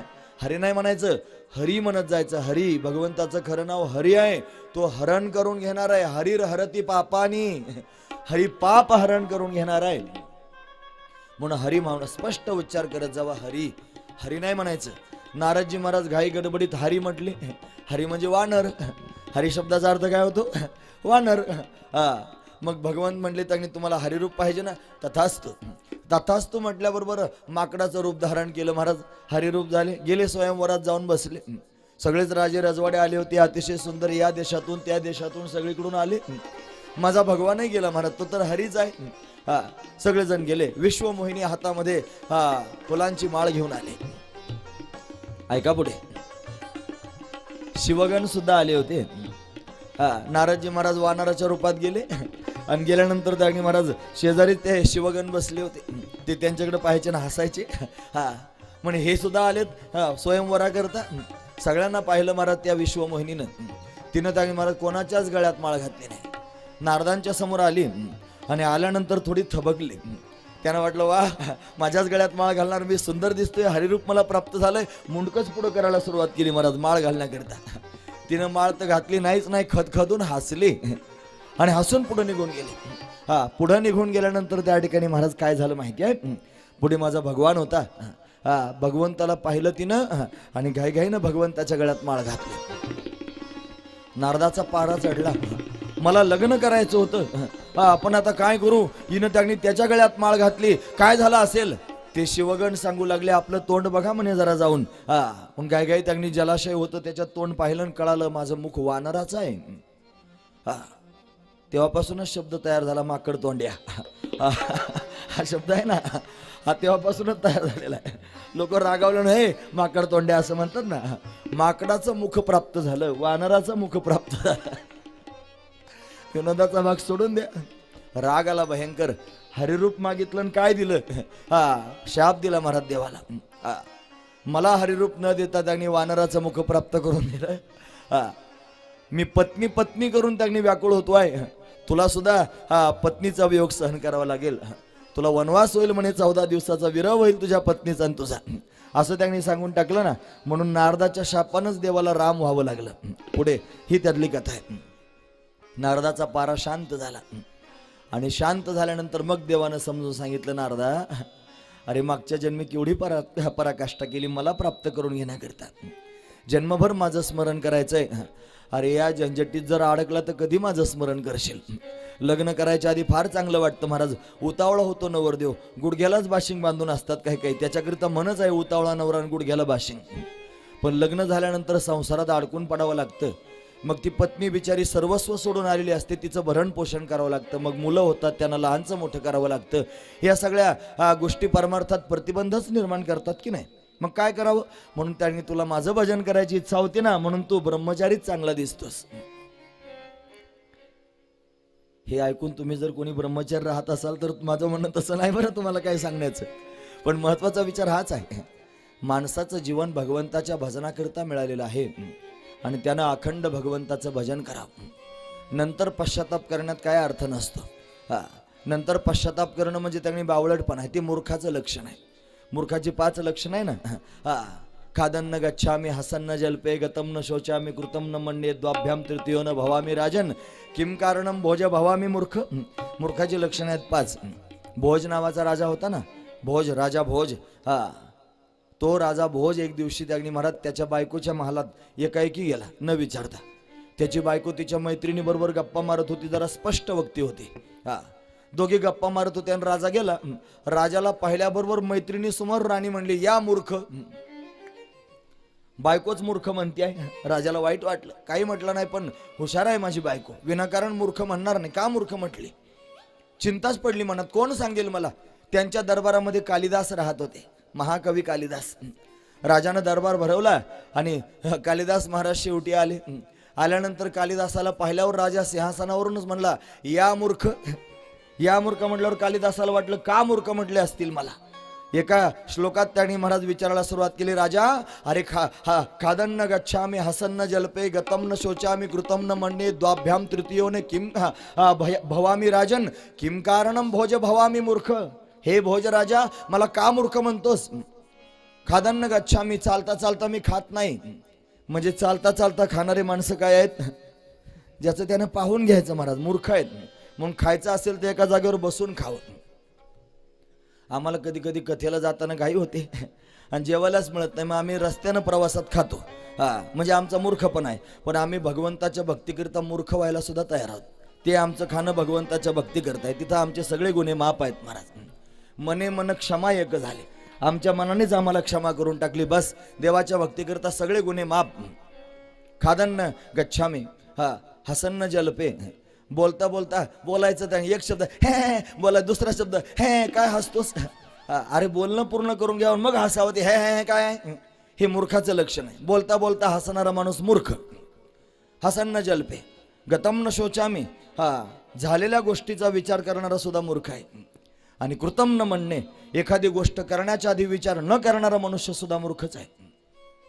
लक्षणं सांगितली महाराज मूर्खाची. म्हणून एखादी गोष्ट होऊन गेली असेल तर त्याचा विचार करत बसू नये, मूर्ख ठराल. आणि एखादी गोष्ट करण्याच्या आधी जर विचार केला नाही तर मूर्ख ठराल. म्हणून कोणतीही गोष्ट करताना विचारपूर्वकच केली पाहिजे, पक्का विचार केला पाहिजे. मग गोष्ट विचारा वाचून जर एखादी गोष्ट करत असाल तर मूर्ख ठराल. म्हणून त्यांनी मूर्खत्व, म्हणून काही विचार केला पाहिजे काही गोष्टींचा. नारदजी महाराजांना देवानं सांगितलं, बरं आहेस, माझं चिंतन करतोस, आनंदाची गोष्ट आहे, असाच राहा. मग वाईट वाटलं महाराज नारदांना, देवा मी तुला शाप दिला रे, द्यायला नको होतं. पण कधीच त्यांनी असा विचार करणारे मोहात अडकणार नाही, भगवंतानं वाचवलं. नारदांना परत एकदा लग्न करायची इच्छा झाली होती महाराज, माहिती आहे तुम्हाला कधी. भगवान द्वारकेत प्रगट झाले आणि 16,108 बायका देवाला होत्या. देवाची दिनचर्या पाहायला गेले, एवढ्या बायका त्यांनी दिसल्या म्हणे, देवा एवढ्या तुला बायका आहेत म्हणे 16,108, एखादी आमच्यासारख्याला दिली तर काय होईल, तुला सेवा तरी करील बिचारी, मग काय करावं. देवानं सांगितलं, एक काम करा, ज्या महालामध्ये मी नसेल ती घेऊन जा म्हणे तुला. पहिल्या महालात गेले, लक्ष्मीबाई होत्या. रुक्मिणी कुठे आहेत देव म्हणे, अजून झोपलेले आहेत. असं काय झालं म्हणे, उठा सकाळ झाली म्हणा आता. दुसऱ्या महालात गेले, जामवंतीच्या महालात कुठे आहेत देव म्हणे, आत्ताच उठलेत, बहिर दिशेला गेलेत. मग सत्यभामेच्या महालात गेले, कुठे आहेत देव, ते म्हणे देव आहेत ना, ते जरा दंत धावन करतायत, दात घासतायत. मग कालिंदीच्या महालात त्या ठिकाणी गेले, पुढे जाऊन कुठे आहेत देव, तिनं सांगितलं आत्ताच स्नान करायला बसलेत. म्हणजे ते प्रत्येक महालात गेल्यानंतर कुठे म्हणतोय स्नान करतायत, कुठे कपडे घालतायत, कुठे गंध लावतायत, कुठे देवपूजा करतायत, कुठे मुलांचं आवरून देतात, शाळेत जायचंय पोरांना, कुठे नळाला पाणी सुटलं पाणी भरतायत. नाही म्हणजे देव नाही पाणी भरत, पण आता घरातली सगळी कामं असतात ना महाराज. प्रत्येक महालात गेल्यानंतर देव आहेच महाराज, प्रत्येक ठिकाणी आहेच, कोणतंच घर मोकळं सापडलं नाही. प्रत्येक महालात काही ना काहीतरी करताना सापडला. नारदजी उद्विग्न झाले. मग काय झालं माहिती आहे, नारदाची नारदी झाली महाराज. नारद की तो भई नारदी ऐसी नौबत गाजी, अजब है झटका माया का डुबाया परमार्थ सब का. नारदाची नारदी झाली, चांडाळाबरोबर लग्न करावं लागलं. आणि लग्न केल्यानंतर त्याने महाराज 60 मुलं झाले, 60 चांडाळापासून. आणि एक मुलगी झाली, तिचं नाव आहे कपिला षष्ठी. कपिला षष्ठी असते ना, ती कपिला षष्ठी नारदाची कन्या आहे. आता होऊन गेली का व्हायची असेल मला माहित नाही, कधी आहे, उद्या आहे काय, असं असू द्या, असणार आहे कधीतरी ती कपिला षष्ठी. ते संवत्सर माहिती आहेत का तुम्हाला, 60 संवत्सर कोपरगाव जवळ आहेत ना, ते नारदाचे मुलंच आहेत महाराज, त्यांच्या समाधी आहेत त्या 60 संवत्सर. मग काय करावं आता, परत त्यांनी नारदी झाले. ती नारदी अवस्था त्यांनी महाराज वाईट वाटू लागली, चांडाळाबरोबर संसार करावा लागला. मग नारदी गारदी नावाची नदी आहे, त्याच्यात बुडी मारली आणि पुन्हा उभं राहिल्याबरोबर नारद झाले. हे नारदांचं चरित्र आहे. हे नारदजी त्यांनी महाराज अनादिकालापासून सर्वांना उपकृत करतायत भक्तिप्रेमानं. प्रल्हादजी महाराजांना नारदांची संगत झाली. प्रल्हादाला नारदाचा अनुग्रह प्राप्त झाला, भगवंताची भेट झाली. ध्रुवजींच्या जीवनामध्ये नारदांचं प्राकट्य झालं, ध्रुवाला नारदजी महाराज भेटले, भगवंताची भेट झाली. हे नारदजी ताडगी महाराज सदैव विचारण करत राहतात. हा अनेकांवर त्यांनी अशा पद्धतीने कृपा करतात. नारदजी महाराज त्यांनी आपल्या पंढरपुरामध्ये वाहा राहण्याकरिता आले. हा जिथे त्यांनी आपण विष्णू पदावर जातो ना स्नान करण्याकरिता, पंढरपुरात गोपाळपुराकडे जात असताना त्या विष्णू पदाला नारद आश्रम म्हणतात. नारदांचा तो आश्रम आहे. नारदजी महाराज पांडुरंगाचे भक्त आहेत. जसे सनकादिक संत ना पांडुरंगाचे भक्त आहेत, तसे नारदजी सुद्धा पांडुरंगाचे भक्त आहेत. प्रत्येक वारीला नारदजी महाराज येतात. हा त्यातला भाव आहे. अनेकांना समाधान देत आहेत. हा म्हणतात पंढरपुरामध्ये त्यागणी महाराज जे नरहरी सोनार नावाचे संत होते ना, त्यांना प्रत्यक्ष नारदांचं दर्शन झालं. नारदांनी त्यांना उपदेश केला, असं चरित्र वर्णन करून सांगतात. असं नारदांचं चरित्र अनेक रीतीनं वर्णन करून सांगण्यासारखं आहे. त्यांच्या जीवनामध्ये त्यागणी महाराज अनेक प्रसंग आहेत. यांनीच त्यागणी महाराज मोठ्या मोठ्या लोकांना अशा पद्धतीने तत्वज्ञान सांगितलं. कंसाकडून 6 लेकरं मारून घेतले, हे नारदांचंच कारस्थान आहे. नारदजी विधायक कार्याकरिता प्रत्यक्ष प्रगट होत असतात आणि प्रगट होऊन त्या ठिकाणी महाराज उपदेश करत असतात. म्हणून नारदजी आपल्याला सुद्धा दर्शन देऊ शकतात. नारदांचं दर्शन आपल्यालाही होऊ शकतं, फक्त आपण त्यांचं स्मरण केलं पाहिजे. त्यांना त्रैलोक्यामध्ये विचरण करता येतं. प्रत्येक अवताराच्या पूर्वपीठिकेमध्ये नारदांची त्यांनी मोठी भूमिका आहे. रावण त्या ठिकाणी मारला गेला ना, म्हणतात या रावणानं विचारलं होतं माझा मृत्यू कोणाच्या हाताने होणार आहे. म्हणे अयोध्या नगरीमध्ये दशरथ राजा जन्माला येईल आणि कोसल देशाची राजकुमारी कौसल्या तिच्याबरोबर त्याचा विवाह होईल आणि विवाह झाल्यानंतर त्याने त्यांच्या पोटी राम जन्माला येईल आणि मग तो त्या ठिकाणी तुला मारील. रावणाला कोणीतरी सांगितलं. मग काय करावं? रावणानं त्याने महाराज दशरथाच्या जन्माची वाट पाहिली. दशरथजी महाराज जन्माला आले, तिकडे कौसल्या जन्माला आली. दोघांना 2 पेटीत घातलं आणि समुद्राच्या 2 टोकाला 2 पेट्या नेऊन टाकल्या. मग त्या पेट्या कर्मधर्म संयोगानं त्यांनी समुद्रात एकत्र आल्या. आता ते राम जन्म व्हायचा म्हणल्यावर कसा तरी होणारच आहे नक्की, ते ठरलंय, विधीचं विधान आहे. त्या 2 पेट्या एकत्र एका बेटावरती आल्या. तिथे नारदजी महाराज प्रगट झाले. नारदानं त्या 2 पेट्या उघडल्या. त्याच्यातून दशरथ कौशल्या त्यांनी प्रत्यक्ष पाहायला मिळाली. त्याच बेटावर त्यांनी महाराज त्यानं लग्न लावलं नारदांनी. दशरथाचं आणि कौशल्याचं, रामाच्या मायबापाचं लग्न नारदांनी लावलेलं आहे. सगळ्या देवदेवता कारागृहात होत्या ना, त्या कारागृहात असणाऱ्या ज्या देवता, या सगळ्या देवतांनी त्यांनी महाराज, ब्रह्मदेव तिथे होता पंचांग सांगायला. हे सगळे देव आहेत ना महाराज. वायुदेव तिथे होते झाडून घेण्याकरिता. खंडेराव त्या ठिकाणी होते ना तिथे दाढ्या डोक्या करण्याकरिता होते राक्षसांच्या. गणपती बाप्पा होते गाढव वळण्याकरिता. हे त्यांनी सगळे देव त्याच्या घरी बंदिस्त होते, कामाला होते. ब्रह्मदेव कारागृहात आहे आणि त्यांनी दशरथाचं लग्न झाल्याबरोबर ब्रह्मदेवानं टाळी वाजवली. रावणानं विचारलं का टाळ्या वाजवल्या? म्हणे दशरथाचं लग्न झालं. असे नारदजी, हे लग्न लावून देणारे नारदजीच आहेत. तुम्हाला माहिती आहे, या रावणानं, आता मी रामायण सांगायकरिता बसलो नाही, संत कथा सांगायचे, नारदांचं चरित्र सांगायचे. असे किती प्रसंग सांगू नारदांचे मी तुम्हाला. ऐकतात ना तुम्ही सर्वजण? या रावणानं नवग्रहांना पालथं घातलं होतं महाराज. पायऱ्या केल्या होत्या नवग्रहांच्या. नारदजी महाराज गेले आणि गेल्यानंतर त्या नवग्रहांकडे पाहून बोलायला लागले, वा रे वा, सगळ्या जगाला त्रस्त करून टाकता. सगळ्या जगाचं वाकडं तिकडं त्यांनी करता, कोणाचं चांगलं कोणाचं वाईट हे सगळं करता येतं. रावणाच्या समोर त्यांनी महाराज अशा पद्धतीनं पायऱ्या झालेल्या आहात. शनी महाराजांना त्यांनी महाराज बोलू लागले, नारदजी काय झालं माहिती आहे? शनी महाराज म्हटले आम्हाला यानं पालथं घातलेलं आहे, मग थोडं उपडं करा. जर उपडं केलं ना मग बघा काय होतं ते. शनी महाराजांचा महिमाच मोठा विलक्षण आहे. लक्षपूर्वक आहे का? त्यांना शनी देव म्हणत जावं. आता मोठं वादन उठलं होतं ना, शनी देव नाही, अमुक नाही, फलानं सगळ्या गोष्टी असतील, पण ते देव आहेत महाराज, शनी देवच म्हणत जा. नारदानं रावणाला सांगितलं, वारे वा, म्हणे अरे नवग्रहांना पालथं घातलं आणि त्याच्या पायऱ्या केल्या, तुला माहिती आहे का म्हणे रावणा? काय? अरे शत्रूच्या पाठीवर पाय द्यायचा नसतो, शत्रूच्या छातीवर पाय द्यायचा असतो. असे उपडे कर म्हणे त्यांना. असं सांगितल्याबरोबर रावणानं काय केलं, ते सगळे ग्रह उपडे केले. ते उपडे केल्याबरोबर शनी महाराजांनी वक्र दृष्टीनं पाहिल्याबरोबर रावणाचा कार्यक्रम झाला महाराज. हा महत्वाचा विचार आहे. हे सगळं करणारे नारदजीच आहेत. हे नारदांना करता येतं. हा नारदांच्या चरित्रातला भाग आहे. असे अनेक प्रसंग सांगता येतील. नारदांचं चरित्रच 8 दिवस सांगता येईल, असं अर्ध्या पाऊण तासात कसं सांगू ते. म्हणून त्यांनी महाराज हे नारदजी हे त्यांनी अखंड भगवंताचं चिंतन करत आहेत. एकदा द्वारका नगरीमध्ये आले नारदजी आल्यानंतर त्याने महाराज सत्यभामेने विचारलं, म्हणे नारदजी महाराज, हाच नवरा मला जन्मजन्मी भेटावा याच्याकरिता मी काय केलं पाहिजे? ते म्हणे असं आहे, आपल्याला जी फार प्रिय वस्तू असते ना त्या वस्तूचं दान करायचं असतं. हा, ते दान केलं ना की मग त्या ठिकाणी महाराज पुढच्या जन्मी तीच भेटत असते. सत्यभामेनं विचार केला, म्हणे आता हेच जर मला प्रत्येक जन्मात भेटायचं असतील तर नवरात दान केला पाहिजे.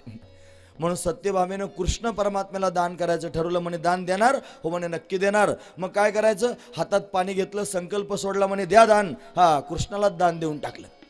दान दिल्यानंतर आता भगवंताला सत्यभामेनं दान दिल्यामुळं नारदांच्या मागे फिरावं लागलं. नारदाच्या पादुका घेतल्या हातात, देव नारदाच्या मागे मागे चालायला लागला. सगळे लोक पाहायला लागले, म्हणे बघा जगाचा मालक आहे, नारदाच्या पादुका हातात घेऊन फिरतोय. हा, सगळ्या लोकांना कळालं आता काय करावं. बाकीच्या बायका म्हणल्या, का ग तुझ्या एकटीचाच नवरा आहे का? आम्ही 16,108 आहोत, सगळ्या 16,108 बायका, एकटीनेच कसं काय निर्णय घेतला देवदान देण्याचा? आता काय करावं? तिच्या अंगावर बला आली. मग तिनं नारदांना विचारलं, म्हणे महाराज काय केलं पाहिजे? देवानं सेवा करायला सुरुवात केली. मग चल पाय दाब, सेवक आहेस म्हणे. नाटक करायचं होतं ना, महत्वाचा विचार आहे, लक्षपूर्वक ऐका. हे काय देवाला पाय दाबायला लावणारे थोडेच आहेत. सत्यभामेचा अहंकार घालवायचा होता. मग म्हणे त्याने आता काय करू? म्हणे दिलेली वस्तू परत घेता येत नाही. मग काय करायचं? एक काम करा म्हणे, त्याच्या वजना इतकं सोनं द्या, म्हणजे त्याने ती वस्तू तुम्हाला परत देईन. मग तराजू लावला आणि देवाला एका पारड्यात बसवलं आणि सगळ्या राण्यांनी सोनं टाकलं महाराज तराजूत. पण पारडं काही त्या ठिकाणी हल्लं नाही देवाचं. मग काय करावं? रुक्मिणी आईसाहेब आल्या आणि त्यांनी एक तुळशीचं पान टाकल्याबरोबर पारडं धाडकन खाली पडलं. असे नारदजी महाराज आहेत, लीलाकारी आहेत.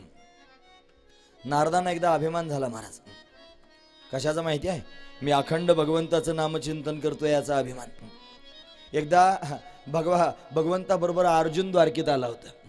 आला 9:05 पोहोचला आणि आल्यानंतर त्यांनी महाराज भगवंताच्या अवतीभोवती फिरू लागला, भगवंताचं भजन करतोय. आनंद आहे. नारदानं स्नान केलं आणि त्या अर्जुनानं स्नान केलं आणि स्नान करून त्या ठिकाणी महाराज भगवंताच्या कक्षामध्ये त्याने गेलेला आहे. आता काय झालं माहिती आहे? त्याला स्नान झाल्यानंतर त्याने देवाशी गप्पा मारा. केस ओले आहेत, केस सुकवायचे आहेत. केस सुकवत होता, पण देवाच्या मांडीवर डोकं ठेवलं होतं अर्जुनानं आणि डोकं ठेवून भगवान त्याचे केस सुकवत होता. केस सुकवायचा कार्यक्रम चालू होता. इतक्यात नारदजी महाराज आले नारायण नारायण करत. आल्यानंतर पाहिलं म्हणे नारदांचं आगमन झालं. पण नारायण नारायण मोठ्याने म्हणत होते ना, अर्जुनाला डुकला लागला होता, झोप लागली होती अर्जुनाला देवाच्या मांडीवर. काय झालं माहिती आहे? नारदांकडे पाहिलं देवानं, काही बोलू नका म्हणे. का बरं? अर्जुनाला झोप लागली आहे, काहीच बोलायचं नाही. पण एक काम करा म्हणे. काय? अहो मला जरा बाहेर जाऊन यायचं, मी फार वेळचं अवघडलं, याला झोप लागलेली आहे चांगली, माझ्या जागेवर बसता का? नारदजी म्हणले बसतो ना. भगवंतानं हळूच अर्जुनाचं मस्तक उचललंय, आपला पाय काढून घेतलं ना त्या नारदाच्या मांडीवर त्यांनी अर्जुनाचं मस्तक ठेवलं. भगवान निघून गेले. निघून गेल्यानंतर त्यांनी महाराज सगळं शांत वातावरण आहे, देवाला यायची वाट पाहत आहेत त्यांनी महाराज नारदजी महाराज. इतक्यात नारदांना काय ऐकू येऊ लागलं महाराज. हरे कृष्ण कृष्ण कृष्ण हरे हरे, हरे राम राम राम हरे हरे, हरे कृष्ण कृष्ण कृष्ण हरे हरे, हरे राम राम राम हरे हरे. कुठून आवाज येतोय? नारदानं विचार केला. कोणीच दिसत नाही. मी तर शांत बसलेलो आहे. अर्जुनाकडे पाहिलं, अर्जुन तर झोपलेला आहे. कुठून आवाज येतोय? मग बारकाईनं पाहिलं, अर्जुनाच्या केसांमधून आवाज येत होता महाराज. रोमातून त्यांनी कृष्ण कृष्ण कृष्ण कृष्ण ध्वनी बाहेर पडत होता. अरे अर्जुनाच्या रोमात कृष्ण गच्च भरलेला आहे, माझं तरी फक्त तोंड नारायण नारायण म्हणतं, याचा केस ना केस त्यांनी नारायण नारायण म्हणतोय. हे अर्जुनाला कळालं. नारदांचा अभिमान भगवंतानं घालवला. अशा अनेक भगवंताच्या लीला नारदांबरोबर सांगता येतील. ज्यावेळेला सनकादिक संतांच्या मुखातून नारदजी महाराजांनी भागवताचा विधी श्रवण केला, त्यावेळेला भगवान प्रत्यक्ष त्यांच्यामध्ये प्रगट झाले. सगळे भक्तगण एकत्र आले. प्रल्हाद तारधारी असं त्यांनी वर्णन आहे ना त्या श्लोकामध्ये. सगळे त्यांनी भक्त उपस्थित आहेत आणि नारदजी भगवंताचं स्तवन करतायत. सनकादिक संत जय जयकार करतायत. त्यावेळेला या नारदजी महाराजांनी भगवंताला विनंती केली, देवा आज जसा सगळ्या भक्त मंडळींच्या समोर उभा राहिलास, माझी विनंती आहे भविष्यात सुद्धा जेव्हा कधी तुझी कथा हे भक्त मंडळी करतील तेव्हा त्या ठिकाणी असाच त्यांच्यामध्ये प्रत्यक्ष प्रगट हो. म्हणून त्यावेळेला नारदांना भगवंतानं वचन दिले, नारदा माझे भक्त गाती जेथे, नारदा मी उभा तेथे, मदभक्ता यत्र गायंती तत्र तिष्ठामि नारद. हे नारदा मी तिथे उभा राहीन. हे नारदांचं चरित्र आहे. नारदांनी जगाकरता पर्वणी निर्माण केली म्हणून जेवढे सप्ताह होतात, जिथे जिथे भगवंताचं चिंतन होतं तिथं देवाला उभंच राहावं लागतं. जेथे कीर्तनाची जागा तेथे असे देव उभा. म्हणून समचरणांची शोभा जनाबाई सुद्धा वर्णन करून सांगतात ना. म्हणून कीर्तनामध्ये प्रत्यक्ष परमात्मा उभाच असतो. म्हणून भगवंताला कीर्तनामध्ये उभं राहावं लागतं. याला कारण नारदजी महाराज आहेत. असं नारदांचं चरित्र आहे. किती सांगू. हे सांगता सांगता सगळा वेळ संपून जाईल. अजून बरंच ऐकायचं ना आपल्याला. महत्वाचा विचार आहे. असं नारदांचं चरित्र. म्हणून नारदजी महाराज त्या ठिकाणी महाराज पंढरपुरामध्ये वास्तव्य करणारे आहेत. कालांतरानं नारदांना शाप प्राप्त झाला दक्ष राजाचा. या दक्ष राजाला त्यांनी महाराज पुत्र झाले 10,000. त्यांचं नाव होतं शबलस्व. हे शबलस्व त्यांनी तपश्चर्या करायला गेले. त्यांना नारदजी भेटले. नारदांनी त्यांना उपदेश केला आणि उपदेश केल्यानंतर सगळे संन्याशी झाले. दक्ष राजाला राग आला पण म्हणलं जाऊ द्या, चांगलं झालं पोरांचं संन्याशी झाले. त्याला परत 1,000 मुलं झाले. त्यांचं नाव ठेवलं हरियश्व. या हरियश्वांना पण नारदांनी उपदेश केला. सगळे संन्याशी झाले. मग दक्ष राजाला त्यांनी राग आला. तो म्हणला मला मुलं होतात आणि हे उपदेश करतात, काही काम नाही म्हणे. या बुवा लोकांना हिंडत राहतात. त्यांनी हे सांग ते सांग लोकांना विरक्त करून टाकतात. एका जागेवर हा नारद थांबलाच नाही पाहिजे म्हणून नारदाला शाप दिला दक्ष राजाने. तुला शाप देतो म्हणे, जा एक मुहूर्तभर एका जागेवर थांबू शकणार नाहीस. दक्षानं शाप दिला. तो शाप दिल्यामुळे नारदांना एका जागेवर थांबता येत नाही. नारदजींना सतत भ्रमण करावं लागतं. सतत फिरत राहतात. तुम्हाला माहित नाही इथं सुद्धा येतात. त्यांना कथा ऐकायचा छंद आहे. आमचं जिथं जिथं दुकान मांडलं जातं ना तिथं नारदजी येतातच महाराज. त्याने यावंच लागतं. महत्वाचा विचार आहे. आमचं फिरतं दुकान आहे. संतांचं दुकान आहे ना. आम्ही हमाला आहोत. फोडेले भांडार धान्याचा हा माल. तेथे मी हमाल भारवाही आम्ही हमाल्या करतो आहोत. म्हणून हे दुकान संतांचं आहे. ज्ञानोबरायांचं दुकान आहे, तुकोबरायांचं दुकान आहे, साधू संतांचं दुकान आहे. आम्ही फक्त पालं मांडायचं काम करतो. गिऱ्हाईक येतात आणि आम्ही फक्त माल द्यायचं काम करतो, माल वाटप. म्हणून तिथे नारदजी महाराजांचं येणं होतच असतं महाराज. असे नारदजी महाराज आहेत. किती वर्णन करून सांगू. स्वतःचं चरित्र नारदांनी व्यासानं सांगितलं. व्यासदेवजी त्यावेळी महाराज फार आनंदी झाले.